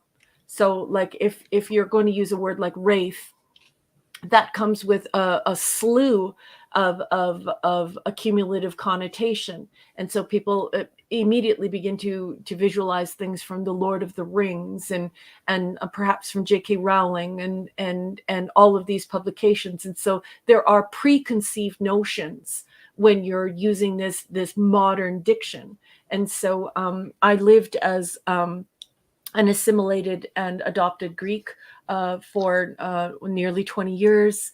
I was a part of the Greek community, Greek nationals. And so for me, when I was looking back on what kind of language I wanted to use, I did not want to use something that was impregnated by all of these preconceived notions. I didn't want to have someone say, "Oh, okay, I think I know what this looks like." I wanted them to have a clean slate. I wanted them to come to the stories with something entirely fresh, entirely new, and a brand new description, a brand new memory, a brand new thought, a brand new thing that lives inside of their head. Instead of calling upon other works of literature or film, so celluloid or written, film or television, to conceive of what the entities are in this volume. So it was really about me looking for freshness on behalf of the reader. I wanted to create something entirely new for them. They've already heard the language and already have the ideas of the others. Let's have something fresh. And so I looked further back into history and called upon my great love for Hesiod, and obviously as an assimilated and adopted Greek for Greece. So well, I that's tell how you that what, happened. it was very fresh to me. I'm like, I did not see that coming. I'm like, holy crap. And, it really amped up the interest, introducing those. I'm like sitting there like, okay, what's going to happen? Yeah, We got one side already. We introduced this other group and yeah. I wanted more.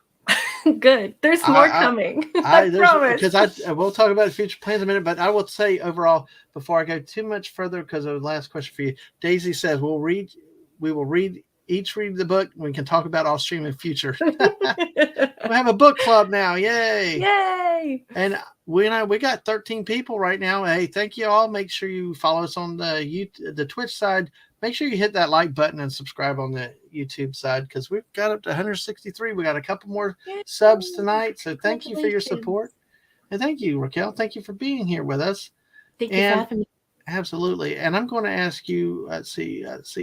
I think we kind of covered earlier about, and we talked before about, do you have expectations of the reader? And I think you said no. But what do you want the reader to get out of your stories in general, or specifically to this collection of stories? What did you want the readers to take from it?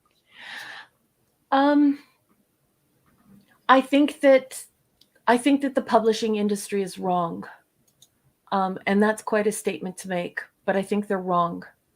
I think that people do miss episodic fiction. I think people do miss non-politicized storytelling. I think people miss classic science fiction. I think people want to escape. They want to go somewhere, and they want to feel good about the place they're going to, and they want to be enveloped. Um, Instead of being admonished and being squeezed and pushed and punched and dragged and so what do I want the reader to get out of these stories? Satisfaction and enjoyment. I want to be a place. I want these stories to be more than a book. I want people's imaginations to run wild, and I want this to be a place where they can escape and have a good time and not worry about anything except for what is inside of the pages written on the page. Well, you had me really worried about that thing at the window. Oh my gosh. Kid you not, I was reading that again. I read it the other day in the daytime, didn't have, but reading it right now here with y'all listening and stuff, I'm like, I was chilling again, and so bad that even the missus told me to shh because it's like it was that descriptive, Yeah. and that's how powerful it hits you. And Yeah. honestly, overall, when I'm done with the book, I I uh, I I was left wanting more. I want to know more about this universe. I want to know more about the Eidolons and the Ares, and I want to know more about the characters because some of the characters, you know, may have a future. I don't know. Who knows what or what that future entails?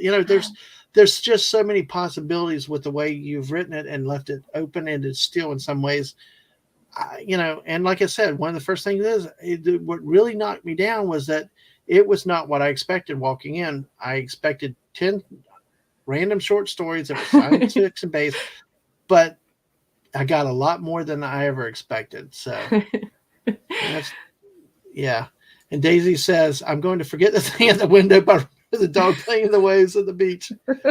Absolutely. Oh, absolutely. So, Yeah. Raquel, let's talk about the cover art real quickly. Okay. I'm going to bring up the image here Okay. and here. Uh, Talking about this, and I'm going to bring my questions back up. What was the inspiration for this cover art here? Okay, so I'm going to tell you the wildest story. There's this guy who has worked with Nebula Award winners and Hugo Award winners, and he's a retired comic book guy. And he likes to maintain his anonymity online, so he doesn't reveal who he is. And then further to that, he also has some contracts, some contractual obligations. And so he got a hold of me right when I was about to publish the book. And I Mm-hmm. was going to totally go H.P. Lovecraft. And I was just going to go with like a black leather cover for the book. And I was just going to do all the graphic arts work myself, right? The graphic design myself. Mm-hmm. And he gets a hold of me and he says, look, I would love to do a drawing for you.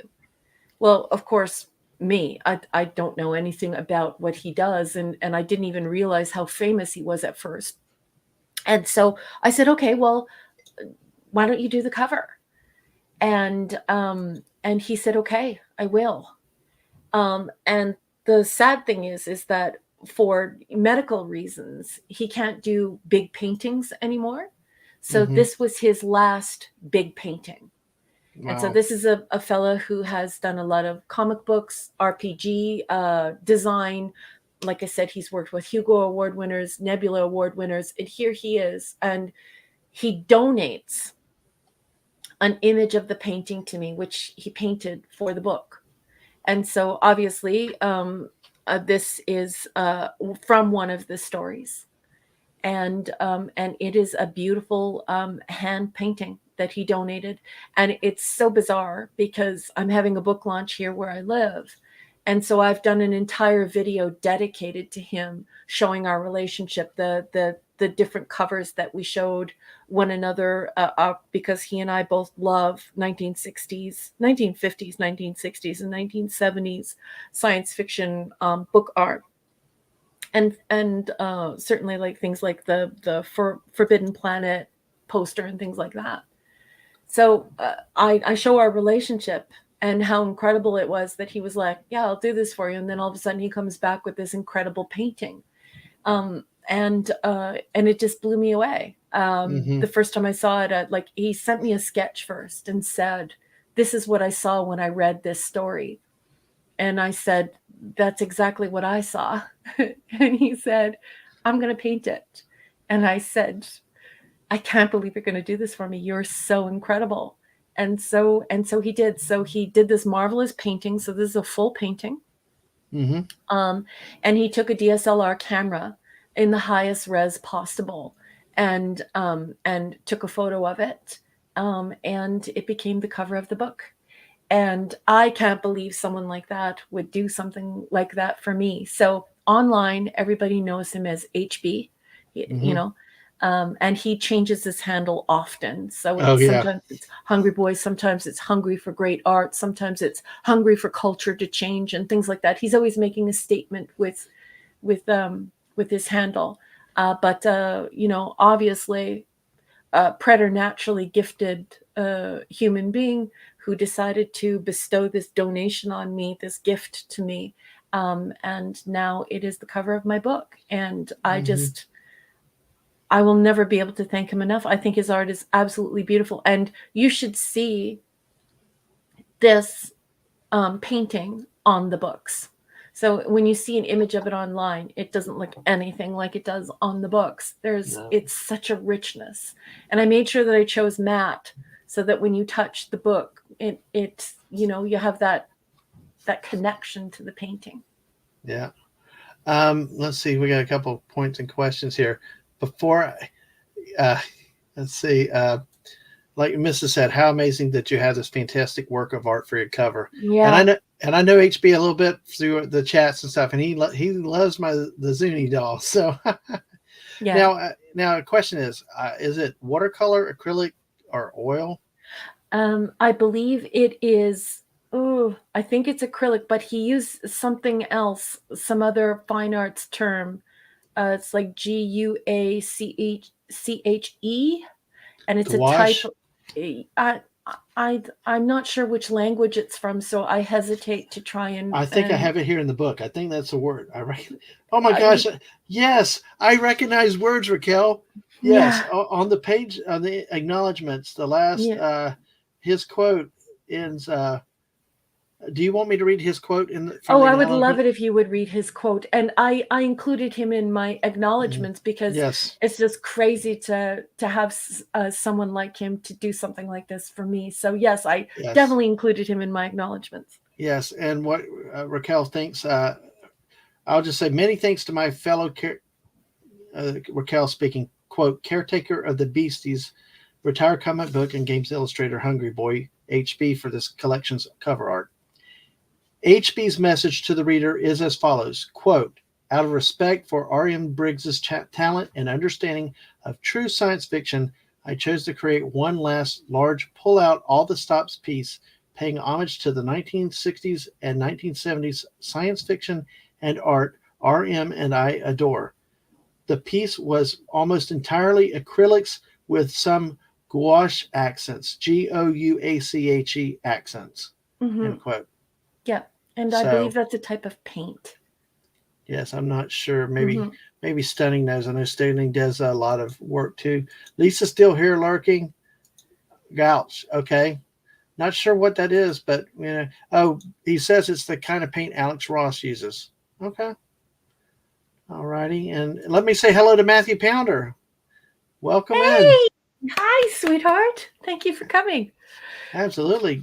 Glad you're here, Matthew Pounder. And I'm just going to say again, everybody, we're having fun with Raquel tonight, talking about the book. Make sure you've liked or subscribed if you haven't already here on the YouTube side. Thank you, but thanks for everybody being here. And the missus comes in as always. Gouache is a water-based medium, and it's the closest comparison watercolor. So it sounds like the combination of acrylic and watercolor in a way. So that's It's just that for me, like, I don't know a lot about this technique of painting, but I will say this, that we live in a highly digital world, and mm-hmm, now folks can do their own cover, or mm-hmm, they can hire AI to do it for them. It costs like $40 to $60 to get AI to do this for you, and that's the route most people go when right. they do their book cover. um, but I will never forget someone who listened in and became my friend, and decided to give me the gift of making my books look like the books I love. And it's incredibly moving, and it is such an honor and a privilege to have my book look like these 1950s, these 1960s, and these 1970s books that I love, because I really didn't want to go with what most folks are doing. I don't need to have the the code on the front, Mm-hmm. and or or the the dark images and stuff that are just like a hodgepodge of all of these copyright free images and things, and I don't want to go to a cover farm. And like I said, I was gonna go totally Edgar Allan Poe, H.P. Lovecraft. I was just gonna do the plain black leather cover with just plain gold writing, and he came along and said, let's make your book look like your heart feels. And it was really cool that he did that. Oh Really super my. cool. I think it turned out to be much better, much more effective because I couldn't but you had mentioned it does have a connection with one of the stories. Do you It want to does. say what, talk more about that part? I can't say, Oh, okay. Well, that's cool. but I told I you off know, air. I know you did. All right. Hey, buy the book. You'll see the connection. Definitely very well made connection. So, but Yes, abs- it's very obvious that HB has an incredibly vivid imagination, and the thing is that he also has this skill to bring to life what's on the page. And so I'm eternally grateful and flattered, and I'm so glad that he had so much fun with that story. He loved that story, yeah, and it's great. Daisy's yelling at me. No, she does not want you to spoil it, Dadman. Hey, I've done good avoiding the spoilers so far. So yes, I just find it. I think I just say I How think. many times have you picked up a book and you said to yourself, "Self, I Uh-huh. can't wait to find out which chapter the cover is in"? Everyone thinks that, so I'm not giving it away on air. No, exactly. Well, it dawned on me. I mean, it was not till I really read it, and I'm like, Yeah, where? I was trying to figure it out, and then you explained it to me. So yeah, yeah. but like the missus says, buy the book to find the connection of the cover art with the story.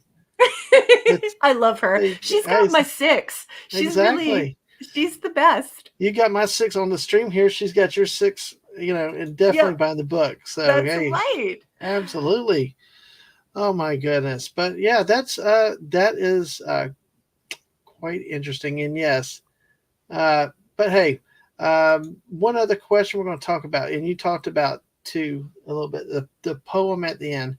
Mhm. Why specifically did you include it at the end? And I don't know if you wanted to read the whole poem, or if you would just want me to read the little sentences in your acknowledgments.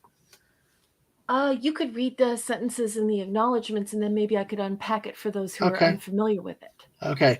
The full acknowledgement is it is my privilege to thank Andrew Marvell from 1621 to 1678 for the passage, quote, and from the fields, the flowers and plants allure where nature was most plain and pure, end Hmm. quote. From the mower against gardens, lines 3 to 4. Hmm. Poem is in the public domain. Yeah. So, yeah, once again,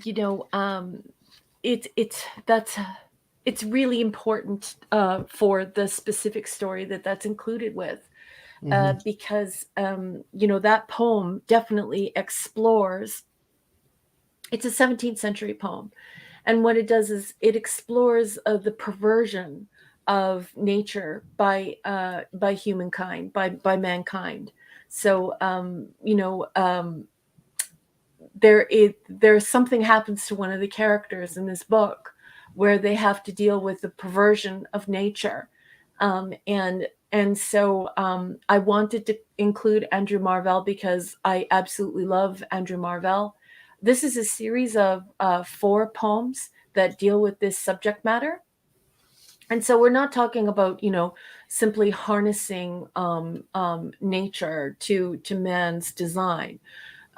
It's much more complicated than that. One of the lines, it involves this sort of idea of, okay, at one point he talks about grafting, about how you can take the head of one piece of vegetation and plop it on another, and you can cut open it, the vines and the trunk, and you can just insert it, and then you can demand what color the flower will be, and you can demand what shape the flower will be. And so we what we're really seeing is not a caretaker of the gardens. We're seeing a perversion of nature, the destruction of nature, to the point where it is unnatural and sort of gruesome. And so there comes a point in one of the stories, that I won't say which story, but there comes a point in one of the stories where the principal character faces that exact same circumstance, and so I just felt like Andrew Marvell would be a good place, and I wanted folks, uh, like with all of my writing, I wanted folks to read that passage and say, "I want to go and read that poem." And so when you read that story, the first thing I hope you'll do is go and read that full poem, and realize the relationship between what is happening to that character and what we may face in the future, as far as the perversion of nature goes. And Yep. that's all I could say, because I don't want to wreck it. You did a great job talking all around it and describing it. That I couldn't have done that good of a job. So, but thank you.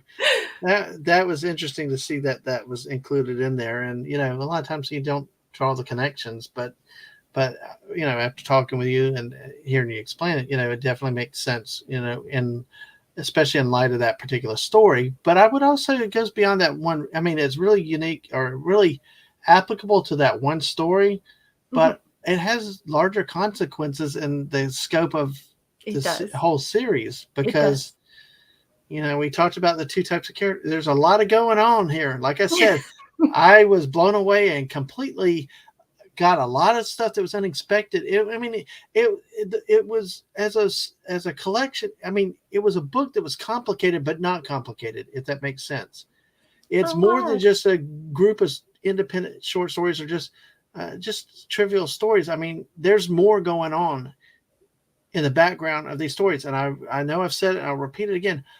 I read this book wanting more. I want to know more about these two different groups. I wanted to know more about what's going to happen to some of the characters. I want to know what's going on in the whole universe. And that's not often when I get that kind of book, and Mhm. it really like I want more. So with that question to lead you up to this, what's going on with you currently and what are your future plans? Yes, by the way, what you said is absolutely true. If people read The Mower Against the Gardens, by Andrew Marvell, they will definitely get a bigger idea of what is happening, with everything.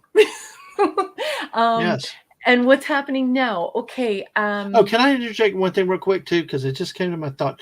Because you expect, I think, this type of stuff in maybe a novel or a series of novels, but for it to be presented like this in a series of short stories, I think it was a brilliant masterpiece of work Oh, thank that you're you. able to convey so much and not to trivialize it, but in really such a short number of pages.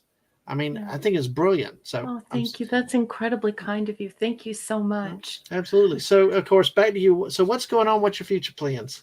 Okay, well, I went. So science fiction isn't really popular right now, and it's really difficult to get it published. So on most publishers' websites, it actually says, we're not accepting science fiction. And if they Mm-hmm. are accepting science fiction, they're really like looking for character-driven stuff. So they want Right. this serialized, interpersonal stuff. They don't really want the ideas, the episodic, the classic science fiction. And Mm-hmm. so I had to go to Amazon to get published. And that was fine because it directly connected me to my audience. However, the scheme of royalties and international taxes meant that I made very little off of my stories, which I don't really mind, to tell you the truth. I just want to get my stories out there. But many people who really love my stories asked me to start a Patreon. Hmm. And so when I started the second book, but bum bum boom, there's the big bomb I Woohoo! dropped there. Um, Yay! I started another book. I promised my Patreon folks that I would publish the stories there before anywhere else. So Hmm. I have already published for January. I published a story called Sirens, and then I published a novella for February called Happily Ever After. I'm currently working on a story called The Rain. But what I'm hoping is that I will have a story every month until December, and where I will publish Science Fiction Tales Volume 2. But so getting to the reason why I'm telling you all this is Hmm. because without the crazy royalties, my patrons are directly buying from me, so I make a little bit more money, and it's quite nice because it's very helpful. Oh, speaking of patrons, Shooter, thank you Hey, so shooter. much. So they get to read before anyone else. And then in December, when I have those 12 stories, I'm going to publish them all individually for 99 cents each, like I did with the last book, and then do another full book publication.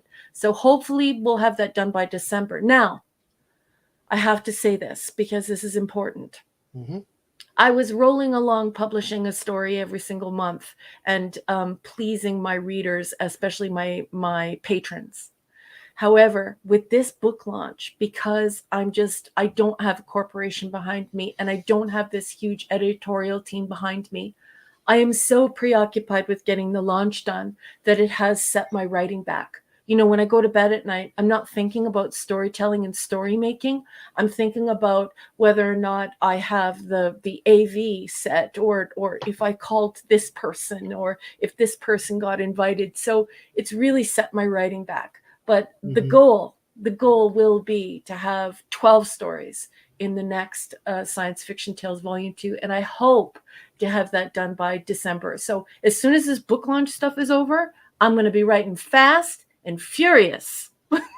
That's awesome. I tell you, like I said, I can't wait for the next set. It's just I want to know more.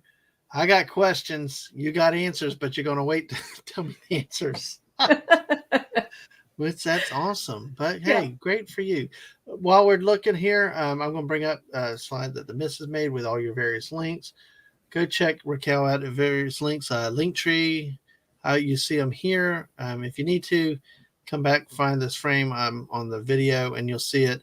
You can buy Science Fiction Tales at Amazon in the US, Amazon Canada, and on Goodreads. Search for RM Briggs. Um, the links were earlier in the chat. By the way, I did want to say hi to you, Shooter, too. Yeah, thank you. Raquel did Yay. it.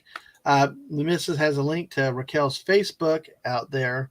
Now, I'm not on that Facebook. I Oh, should say I'm not on that oh, Facebook. That is a fan run oh, that's a page. fan run. Okay, If you want to get a hold of me directly, the best way to get a hold of me is Twitter. okay. But that marvelous fan page is a great way to Oh, stay connected with me as well. But just so okay. everyone knows, it's not that I'm ignoring you and I'm not answering you. It's that there are a few people that are over there taking care of that site. It's Right. not me. That happens a lot of times. I bumped into things, and of course, then you get the note that it's not the person; it's a fan site Yeah. and things. But hey, listen, you're on fire tonight. I love you, Lisa said, Lisa. absolutely. But yeah, so that's it. Here's the links. Like, remember that Facebook page is a fan page, but you can find more on her. But if you, like Raquel said, Twitter's the best way to get a handle of her. Patreon, go support Raquel and her work over at Patreon. There's a user ID. So go And show some love and support. Yes, ma'am. And if you buy the book from Amazon, or when you buy the book from Amazon, please don't forget to leave like an evaluation or a rating for the book, like a review, Mm-hmm. because nothing makes the corporation sit up and listen more than when the reviews start pouring in. And that's really how Andy Weir got taken seriously, is that his audience just said, no, this is good science fiction. We like this. And Andy Weir is publishing science fiction, and the only reason why he's doing that is because his audience demanded it. So if Mm-hmm. you like episodic science fiction, classic science fiction, if you want to explore ideas, not politics, if you don't want to be admonished and you just want to, you know, explore science, technology, ideas, and have a good time, a place to escape to, these are the stories for you. And I could sure use your support through Amazon for those reviews and purchases. And certainly, if you like what you read, then come on over to Patreon. We're having a good time over there. Yeah, I know. That's one of the first things you told me when I read the first chapter. You're like, please go leave a review on the Amazon, and the first story got me hooked. So, but even beyond that, it just got better. I mean, it really was. And the missus has got the Patreon here, a link here. Yay, thank You can go there you. directly. Yeah, you can go over and support her, but yeah, leave that review on the Amazon page. It's not that hard. The missus helped me figure out how to do it. I did it after the first story because I knew what I liked right there. Which I tell you, that's really awesome when you read the first story of a book or first chapter of a book and you're hooked already. It means good writing, and it really, Oh, thank you there's a so much. connection. Claudia, I So love you. yes, exactly. And yeah, you rock. Love you, So Manny. all righty. Well, that's it for all the questions I think that I've had, and everything. And we've talked about the book, the glories of the book, how you can get the book. Please go do it. And also support Raquel, like I said, through Patreon and through other means that she's described. Follow her on the link tree. Buy the book either at Amazon, Goodreads. You know, y'all know how to figure that out. Y'all are more computer literate than me because my IT department, the missus, has to help me through all that stuff.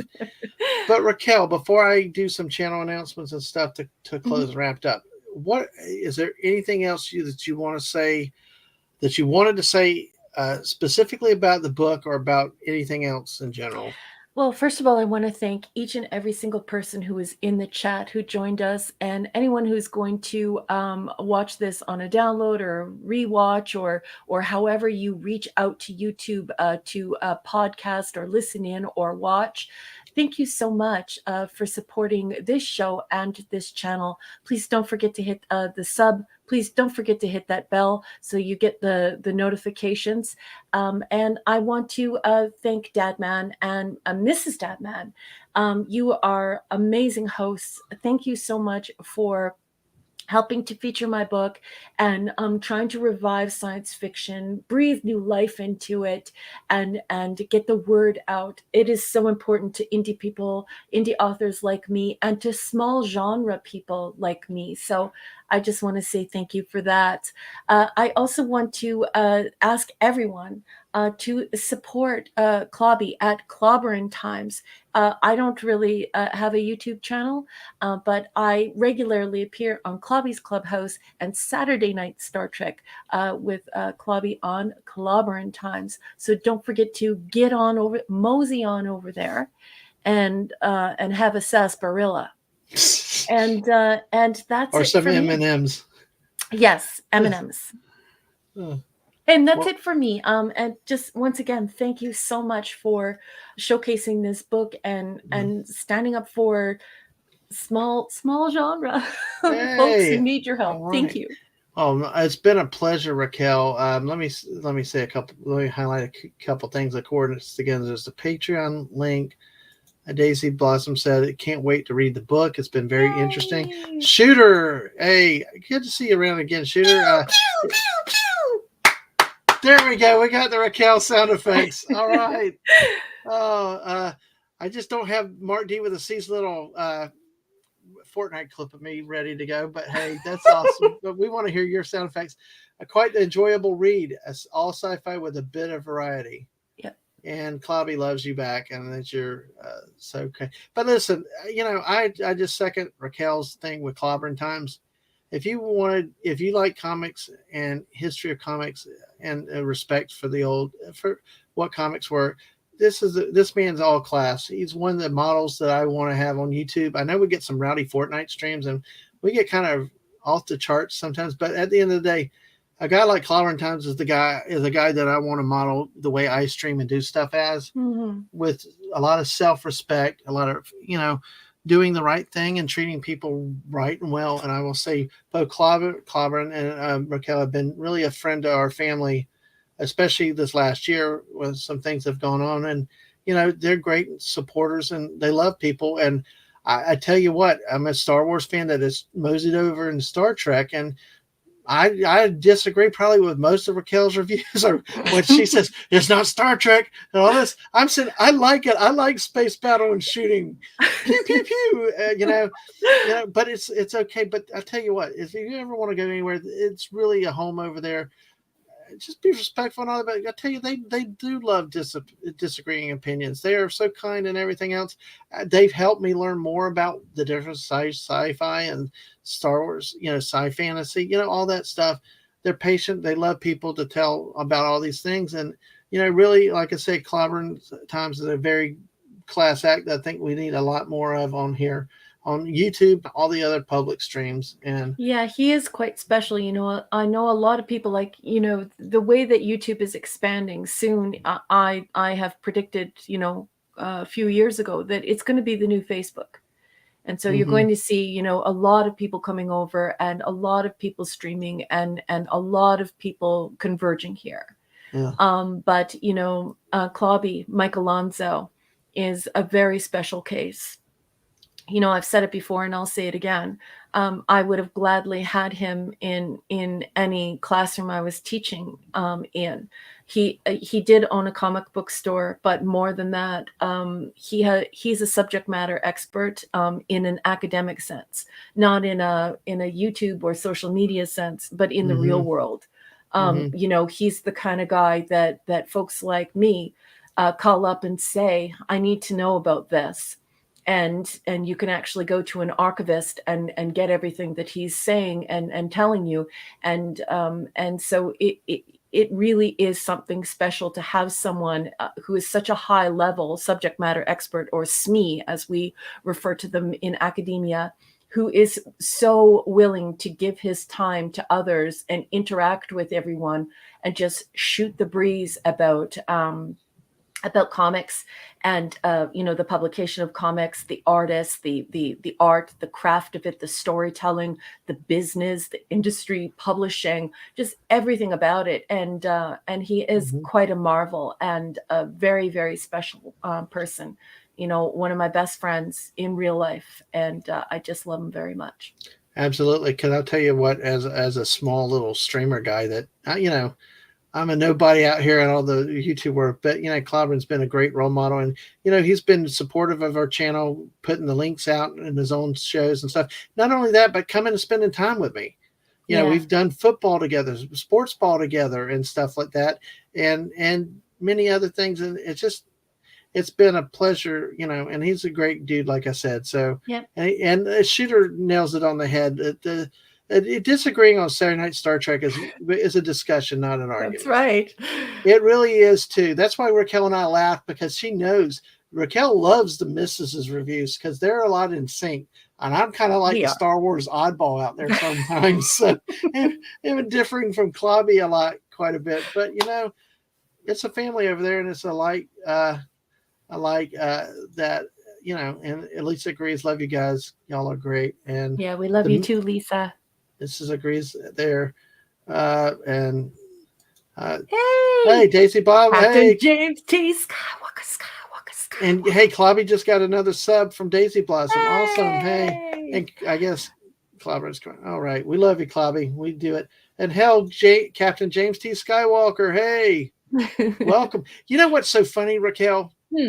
If you could go 6 more hours, I'd love to have you on 6 more hours, because I've noticed a weird. I'm not going to complain. I love the trend, but it's like when I go 2.5 hours, and I'm starting to wind down, my viewers grow. We're up to 14 people watching right now. Well, that's because a lot of YouTubers are under the mistaken impression that you get more viewers with shorts. And you do get more viewers with shorts, so you can get like 1 million views on a short that you put on YouTube, or a short that you put on TikTok. But after that, the numbers change significantly. So when we start to look at the actual data, the metrics from the data, we see a huge increase in retention and viewership. Once you establish your hours, you establish your audience, and you're there for a significant amount of time. Because, well, there are multiple reasons for this, but mostly it's because, I want you to think about it this way. Let's say you go to an American place like IHOP for breakfast every morning. Okay. Every morning, you know that IHOP will be open. So Yep. you go inside, you have a good time, you have breakfast, and you leave. But imagine if you went to a place that you had never been to before and you had a wonderful breakfast, and the next day you went back and you pulled on the door handle and the door was locked. So it's that regular interplay, and it's also the fact that people get involved in the conversation, and it's also people coming into the room and out of the room, and more people coming in and more people leaving, and some people staying. So the threshold really does change over once the show becomes extended. Oh, that's interesting to know, because I've just been telling the missus lately. It's like it's neat. It's kind of weird, and I'm sitting there like I want to keep going. You start to see people, but Yeah. that's why we always had the videos posted, both on Twitch and here on the YouTube side. Yeah. So all the new people, we got at least 2 new subs tonight. Thank you to those coming in late. If you have not subbed to the channel, please sub. Definitely like this video. Last I saw, we were up to like 18 likes on this video tonight. Oh, nice. That's, Yeah, that's I great. I try to stay away from numbers because sometimes you can get disheartened with numbers, and it takes you off what's important stuff. The most important thing with Yeah. all of this is that you do it because you love it. And this Because has if been a you love blast it tonight. and Yes. there's passion in what you do, people will follow. But I definitely encourage Mrs. Dadman, because she's on the technical side of things, to go and have a look at those metrics for the longer shows, and to do a mix. Don't be afraid of doing the longer shows. Have the missus look at those metrics and break those metrics down for you, because there really is an audience for the longer shows as well. So there appears to be a dedicated audience for the shorts, a dedicated audience for the meh, we're here for a little while, and then there seems to be quite a committed audience for the longer streams that duck and weave and go to different topics. Right, Yep. exactly. Like tonight. I mean, I'm glad. Thank you we're at 2.5 hours, and thank you for your time. I mean, it's just like a conversation among friends here about something, and I've enjoyed this. I think it's a blast, and like I've told you all along and told other people, that my goal is to make people laugh at the end of the day, do something different. I've had one person on YouTube that's shout out channel actually described that we're a little bit of different of everything over here, something you don't normally find on YouTube. And I like that. That's what I want. Yes, in college football season, it's going to be college football. I love talking college football. You'll see a basketball show we're doing coming up with Sportsing. But I tell you what, your broadcast background, sportsing out there. But you know what? I also want to have something like this, something fun, something different. And a couple of the other shows that will come up for you, people that don't necessarily like so much sports or necessarily the video gaming. It's we're going to preview a few things coming up very shortly. And yes, I don't like begging, and I don't normally beg, but I've never had a video get to 20 likes, a stream get to 20 likes, and we're like sitting at 19. It's like, come on, somebody, get your kid up and wake him up, and just whatever. Hey, we did it! We got 20. We got 20 likes. That is awesome. You're so funny. I love you. I love you too, Raquel. Thank you. This is a blast tonight. I appreciate it. Hey, Stunning and brave Megatron. I'm the 20th hero. Mrs. says 21. Wow. Thank you, there you Mrs. Go. Thank you, Clobby. Wow. Oh, man. Oh, gosh. Oh, the 24-hour stream. Oh, Raquel, that was a blast. If I do that again, I definitely would like to have you on at some point to talk about something, if you don't mind. We'll find something we can talk about. Food. It'd probably be a great time for a food stream. Yeah. We'll make Claudia and Mark join us too. But hey, anyway. Oh gosh, if we're gonna keep, I know. But hey, this is Raquel, and this is why I love having you on. You're a perfect guest. We're Oh, laughing, thank you. having fun together. To me, this is what the streaming and all is about. Is to sit here to get away from stress and life and everything else. Come together, have a good Yeah. time, and laugh. Uh, well, I'll take that. I'll take that. I know you got more of a message behind that one, studying, but hey, I'll take it.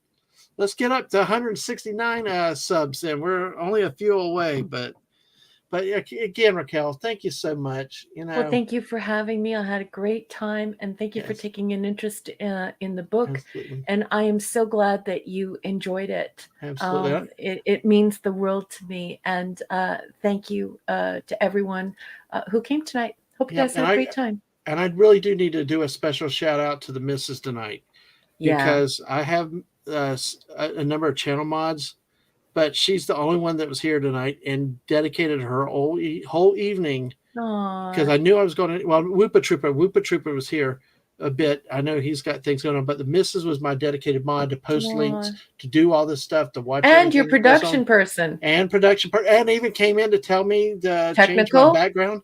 Yeah. Did you notice we started off with sports ball? She's your senior producer. Absolutely, keeps me out of trouble too. So, here, talk about her news stories on a 24-hour stream. I think we could do. I think we could do that. Yes, exactly, Oh, I Mrs. love It you, was fun. sweetheart. Mwah. Absolutely. All right. Well, so that we can wrap up, let me do a few channel announcements. If you hang Yes. with me a few more minutes, and I see anything about Mrs. I gotta post. Yes, you get all the credit. Yeah, you are the best. Yeah, definitely so. And thank you for that shout out, Lisa. So basically, here we go. Thursday night, Whoopa Troopa and I are talking spring football, which is the XFL. It's the rejuvenation of the league that had went out with the pandemic a couple years ago. It's back. It gives us spring football. We're going to, instead of Friday nights as normal, we're going to be talking on Thursday night at 7 p.m. Eastern. Again, as you see, we're both on these talk shows. We're on Twitch and YouTube. You may ask, if you're new to the channel, why does only the Fortnite go to one or the other, or some of the games that I do? It's because the broadcasting from the PlayStation 4, I can select either or. I can't do both. If I do a game on the PC, like through Steam, then I can do both channels. So that's why there's some difference there. That's why you may find some gaming on one but not the other. But you can find our talks and like this. You can find like Clobby's appearance on a college football show back in the spring or back in the fall. And folks, listen, go back and watch some of those football shows. I encourage you to forget the stats, forget the predictions. Just watch the parts with the guest and they shared with it. Clobby was more of an NFL guy. He shared some of his history. We had someone that shared, Squeaka shared about her used cheese to predict the winners of the games, but also had some football stories. Whoopa came in and beat me, and he takes pride in reminding me of that. Mark D with a C was 12-0, but he also showed his ribs and everything else. Just listening to the people and their stories, there were some fascinating stories that go beyond the sports ball aspect, and that's why I hope, as you that may not be into sports ball much, get more exposed to the channel. That my intent is to not necessarily make you sports ball fans, but let you see the other side of it. That there's more than just the X's and O's and the games themselves and all the crap that goes with it. Sometimes there's joy, there's stories, there's family time, there's stuff that happens around those moments. Kind of like what I've happened with Star Trek, going into a new universe. There's more than I ever expected or prejudged. Reading sci-fi stories, it's a new world. So hope I can help you with that, and thank you for bearing with my long-winded speech right now. And so after that, I think the next one is the big surprise, and I hope Daisy Blossom is still here. Oh yes, Daisy Blossom, all of the mods. This is going to be a new section, a new show, at least for this. Going to roll out a new segment next Wednesday, March 22nd, 7 p.m. Eastern at the movies, where my guest will be Daisy Blossom Flower Child. and you see that beautiful kitty cat avatar right there next to the banana. And we're going to look at the Terminator movies. We're going to kind of wing it. We're going to talk about what we like, what we think, kind of see where we go with it. Maybe get some steals that we can show up, on screen or whatever. But I'm excited about this. Having Daisy on to talk. Daisy's a great sweetheart of a person, wonderful. She streams with her and Mrs. If you can do me a favor, can you put Liam's Twitch link in the chat, please? She's co-hosts with her son streaming on Twitch, a lot of gaming stuff. Great family and great people to listen to. Definitely check them out. Yes, fun. And yes, T2 was the best one. We're going to talk about that a little bit this week because I've kind of got different perspectives. So, oh, damn, I'll probably catch on the tail end of that. Love the Terminator. Oh, man. Well, get in when you can. And then, of course, we always have the replays later. Or you catch the videos later. So, hey, come here, be prepared for that. Another show next Monday. We will be talking Whoopa and again about Monday Madness. Come help us, support us. And Whoopa is such a great guy. And if you saw the graphics we had last night, top-notch graphics by Whoopa. And on this graphic, Mrs. made Whoopa a Baylor colored uniform, and I got a Florida Gator basketball. So again, YouTube and Twitch Monday at 7 p.m.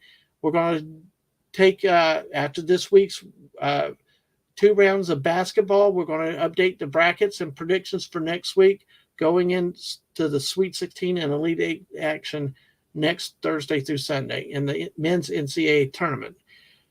Then we have, and this is one of my favorite shows, we've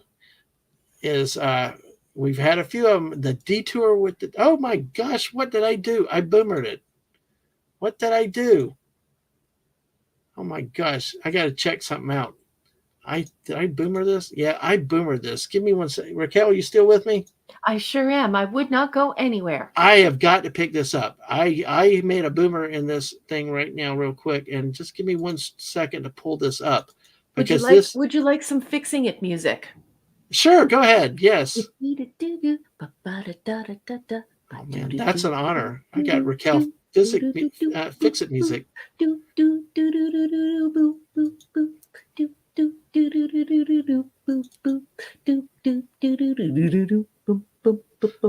All righty. Okay. Now to introduce one of my favorite shows that we've added. Thank you to the Fix It music. You're awesome. This is an honor to have your sound effects on this show. I got the Shooter earlier. Thanks to Shooter. I got the music, and Daisy blossomed out here. This here. Yes. And go support Liam and Daisy over at Twitch. And yes, Whoopa does great graphics. But here, this is a great one that the missus and I have done. And again, like I say, I try to get more that sports beyond sports ball and video games is the Detour with the Dadmans. It's something that we've done. We've done a number of these. We've done one where we put together, the missus and her sisters put together a Civil War map of the American Civil War, and we detailed all the destinations that we visited with it, spent time talking, which then we realized, Raquel, we left off at least 12 locations that we visited of Civil War sites and that we forgot off our slides. That's how many places that we've been. But we've looked at Palaca, Florida with Azalea, did a tour of that small town nearby. We've done some other shows where we looked in. Kind of what we do is we share our pictures with on our tours, some things that we learned. One of the interesting things about Fort Pickens is it's one of only, and I'll share this because you can Google it. It's one of only 4 Union forts that did not fall into Confederate hands in the American Civil War. So it was interesting. There is also something very interesting about this fort, but we'll save that for the. Do you know what all of this means, folks? It means that Dadman didn't marry a wife. Dadman married a nerd. Yes. A proud nerd, an awesome lady They're just nerding about, basically I, turning it all into a giant nerd fest of wonderful information, learning, having adventures, and they always finish it off with food. I mean, yes. it's great. Who Mhm, doesn't like having an adventure, learning about different places, especially museums and mhm, historical sites, and mhm. then having pictures of food?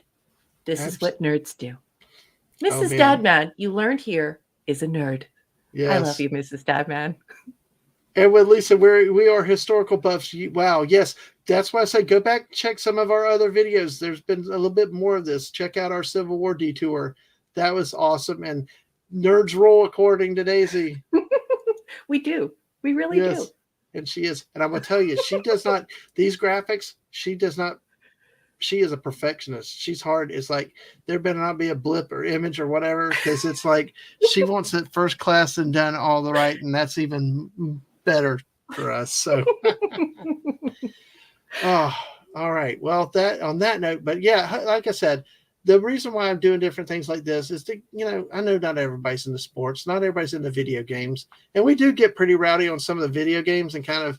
Uh, I tell everybody it's 18 plus, and sometimes we go do beyond PG, but but these are good, serious shows, and we still have fun. And who knows, we may show some food real quick, at times and stuff like that. But you know what, Raquel, you just threw down something on me. Can I do one What? last Is it improvisation a real bad quick? thing or a good thing? It's a wonderful thing. Okay, good. Okay, It's a good. it's a wonderful thing. I just got to find it real quick. Okay. I'm not Uh, going anywhere. Do you want all some right, finding it music? sure, we'll go finding a music. Let's do it. I love hearing people laugh, and I love hearing you laugh, Raquel. This is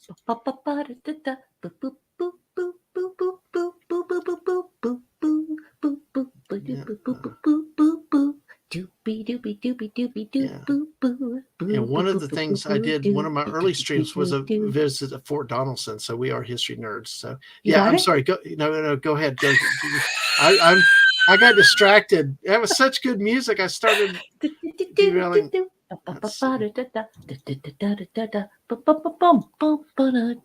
Wow. Okay.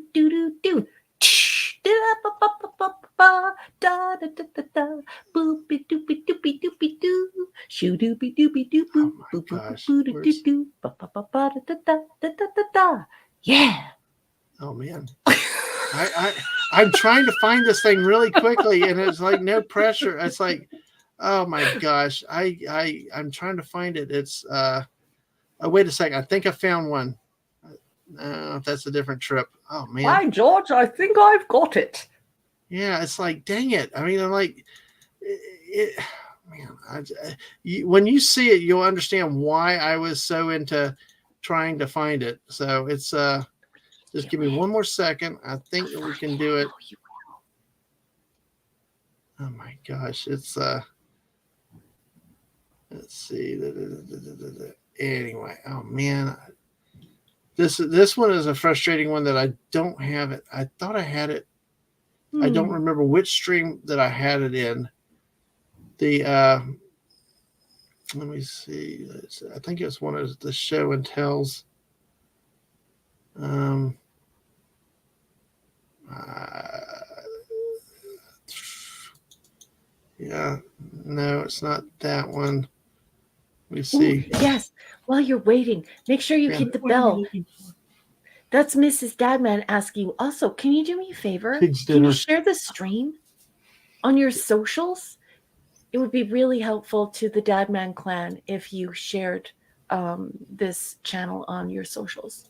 Absolutely, that would be wonderful. Oh, one of my earlier show and tells was of a was of a um, metallic hurricane chart. Ooh, So, anyway, very so okay, nerdy. I found where I needed to go. We can make these work. Okay, Okay, you okay. mentioned we end with food. Let me see what I missed in the chat. It's let's see. Yeah, Lisa, go back. Yeah, there's some history in there.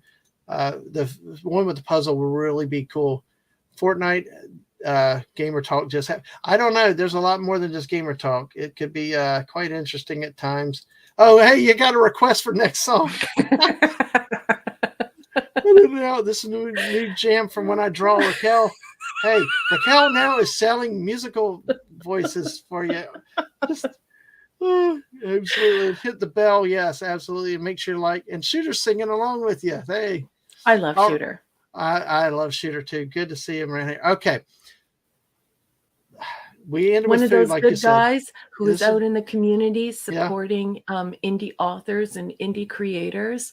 Shooter is very connected to the indie community and doing really wonderful things. I am very grateful to have him as a patron. He's somebody who's putting his money where his mouth is and buying the good stuff, not just corporate stuff, but Absolutely.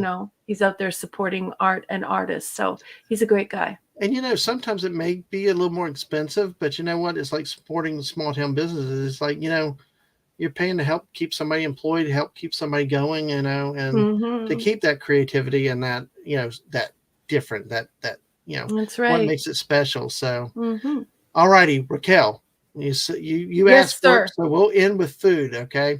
Okay. So this is what What you happens got? over here. I improv a lot, and I could do 6 hours with you as long as you got, but I love the laugh and everything. This in Spartanburg, South Carolina, there's a place called the Beacon Drive-In, which is funny because there's no drive-in to it. You don't pull up to it. You just walk in and go to the rest. But for some reason, it's qualified as called a drive-in. That is. Well, I hope they have really great insurance. Yes. Well, listen, this. Well, I don't know. I've never thought about trying to really make it a drive-through. I'm actually kind of don't drive through. No, not at all. But this one, is this peach and banana ice cream? This is a sherbet because the missus was eating sherbet. It was like this a rainbow sherbet. Yes. And what is the flavor? I believe it was like a rainbow. There's like a peach, a raspberry, a combination of that. But that's a single scoop. But take scoop. Take your hands, ball you up your fist, put them together. Right. Okay. That's a single scoop at that restaurant. Okay. It's pretty big. Wait till if you saw it in real life, you would just die. Okay. That's a single scoop, right? Right.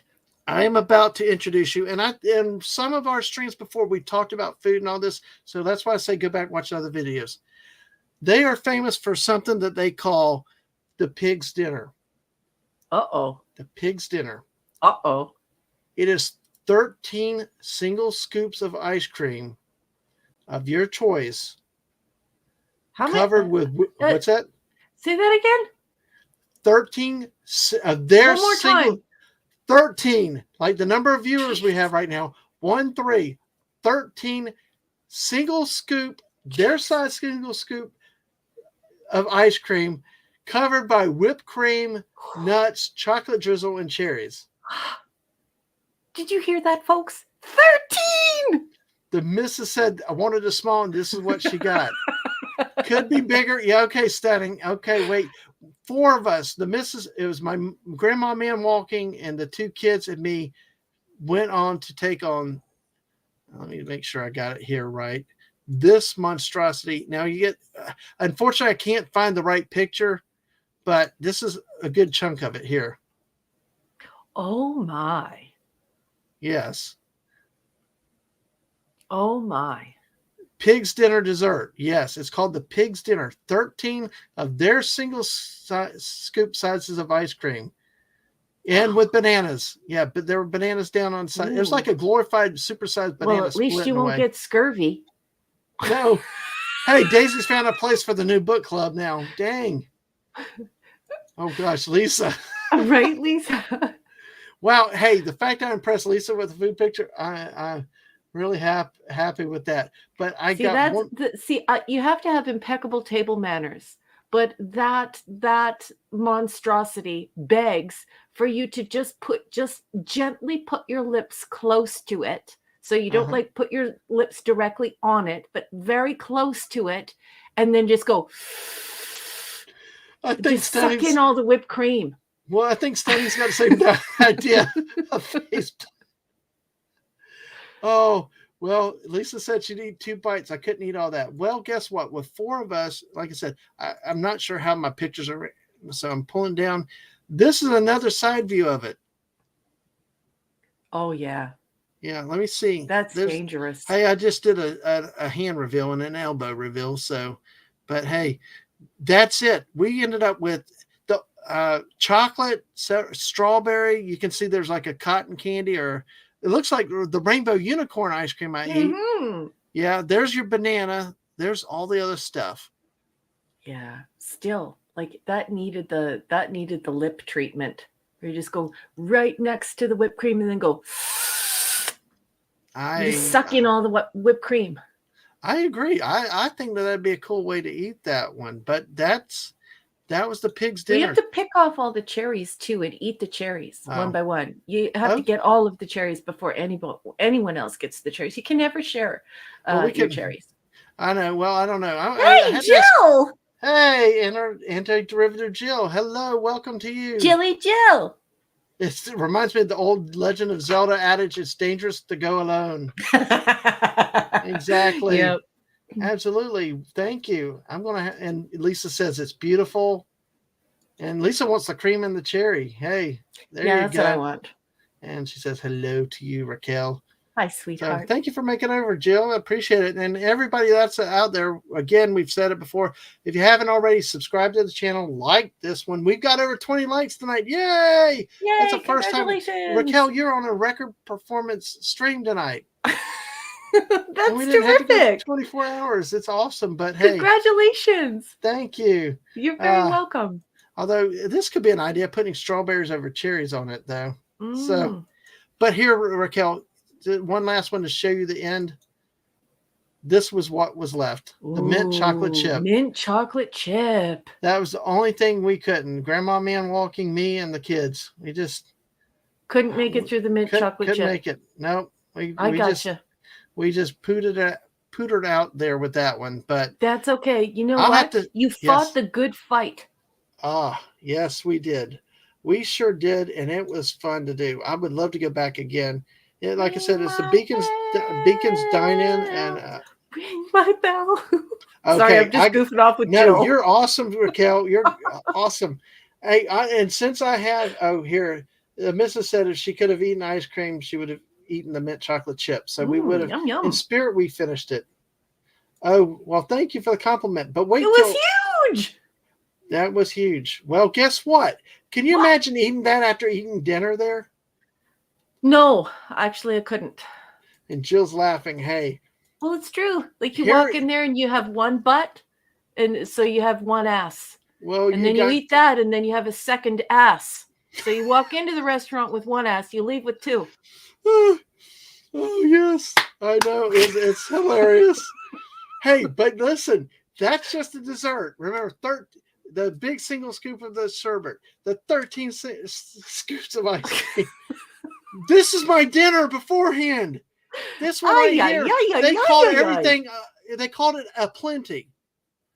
This was the fried fish, a plenty. Ooh, I like fried fish. Ooh. Now see, you notice there's onion rings on the bottom. Mm-hmm. I mean, French fries on the bottom. Mm-hmm. There's onion rings, and the fish are piled on top. Mm-hmm. If you have a burger, they do it the same way. Sometimes they may put the burger on the bottom. But again, the missus said right here, you thought that you can have tartar sauce if you'd like it. Yes, you can. You need a boatload of tartar sauce.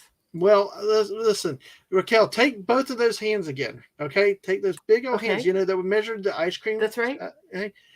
Take both hands and take them in the French fry bin, full of hands, heaping, and put them on a styrofoam plate. Yeah. Then take the onion ring bin, 2 hands, not one but 2, in those.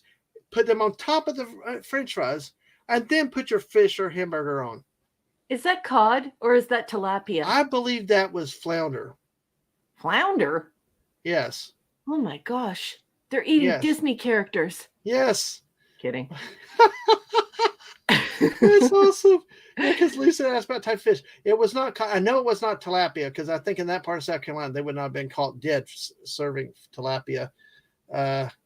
I believe it. I think from what I remember, it was a flounder more than a cod. So especially when it's split there, but yeah, it's if it were in front of me, it wouldn't be anything but done. Hey, the shooter. Hey, let's have the shooter sound effect again, can you? Oh, shooter? You mean Yeah, shooter? Our yeah, shooter? yeah, our Pew, shooter. pew, pew, pew, pew, pew. Awesome. Thank you, Raquel.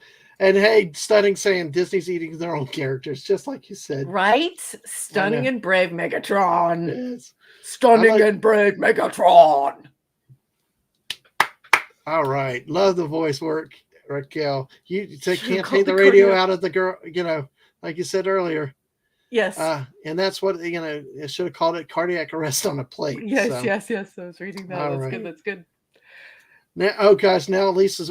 Hey, we did it. Mark and I always do. We get people hungry late at night, and now Lisa wants French fries. I'm going to eat right now. Oh, well, we'll go ahead. Let me pull this down real quick. I got one slide that I had left. Just as a reminder, make sure, like I said, if you haven't already, subscribe, like the video here on the YouTube side. Follow us on Twitch also. We're 26 away from 100 on that side. Um, and here for all the latest, uh, get our streams. Look back at what we've done both here on YouTube at Dadman Walking 55, over on Twitch at Dadman Walking 55. And the way to keep up with me is on Dadman Walking 55 on Twitter. You never know. Maybe I'll get back in the mood posting some more great food pictures now that I got a competitor, Lisa, out there with all the stunning food pictures Lisa post. But yeah, hey, check us out. Keep up to date with everything. And we got 14 watching it still at the end of 3 hours, Raquel. You have been a magnificent person, a magnificent guest, and it's just been a blessed, a joy to have you on tonight. Well, thank you so much for having me. And I had a wonderful time with you. You were great company. Everybody in the chat was great company. Yeah, and we threw a little food talk in at the end too. We But did. We did. yay, And now, like Lisa, I want French fries. And I yay! might make myself a quesadilla as soon as I get off there. There you go. Well, on that note, but hey, buy her book. Go out to the Amazon links. Buy Raquel's book. Thank You will you. not be disappointed. It is a heck of a read. It will capture your attention and your imagination. So, oh, wait a second. Lisa, now, non-compete clause. I promise. I got you. We'll just call it the friendly food battle. How about that? That is awesome. And thank you, Daisy. And don't Kitchen forget, Stadium. yes, Kitchen Stadium. And don't forget, next Wednesday, Daisy and I are going to be talking Terminators. So, and Body Shooter. Okay. On that note, thank you again, Raquel. Thank you, everybody that came through the chat. There's so many to think of and all that. And deal is on. But hey, thank you all. And thank you for supporting my channel. Thank you for spending this amount of time, because y'all been here a long time. A lot of y'all. Just thank you. I'm honored that y'all spend the time with me. I appreciate everybody I get and hanging with friends, and just, thank you for being here. Thank you for keeping me company while I ramble, and, go buy Raquel's book. That's all. She's a great lady and a great writer, and you will not be disappointed. Money well spent. So on that note, good night, goodbye, good everybody, and hope you have now it's tomorrow, but I hope you have a great day. Get some sleep. I'll try to get some myself. And good night, everybody. Patreon. Thank you, Jill. Yeah, don't forget, we had the Patreon look out there too. The Patreon for Raquel too. So Thank definitely you, very Jilly. fun. Absolutely. All righty. On that note, all have a good night. Bye.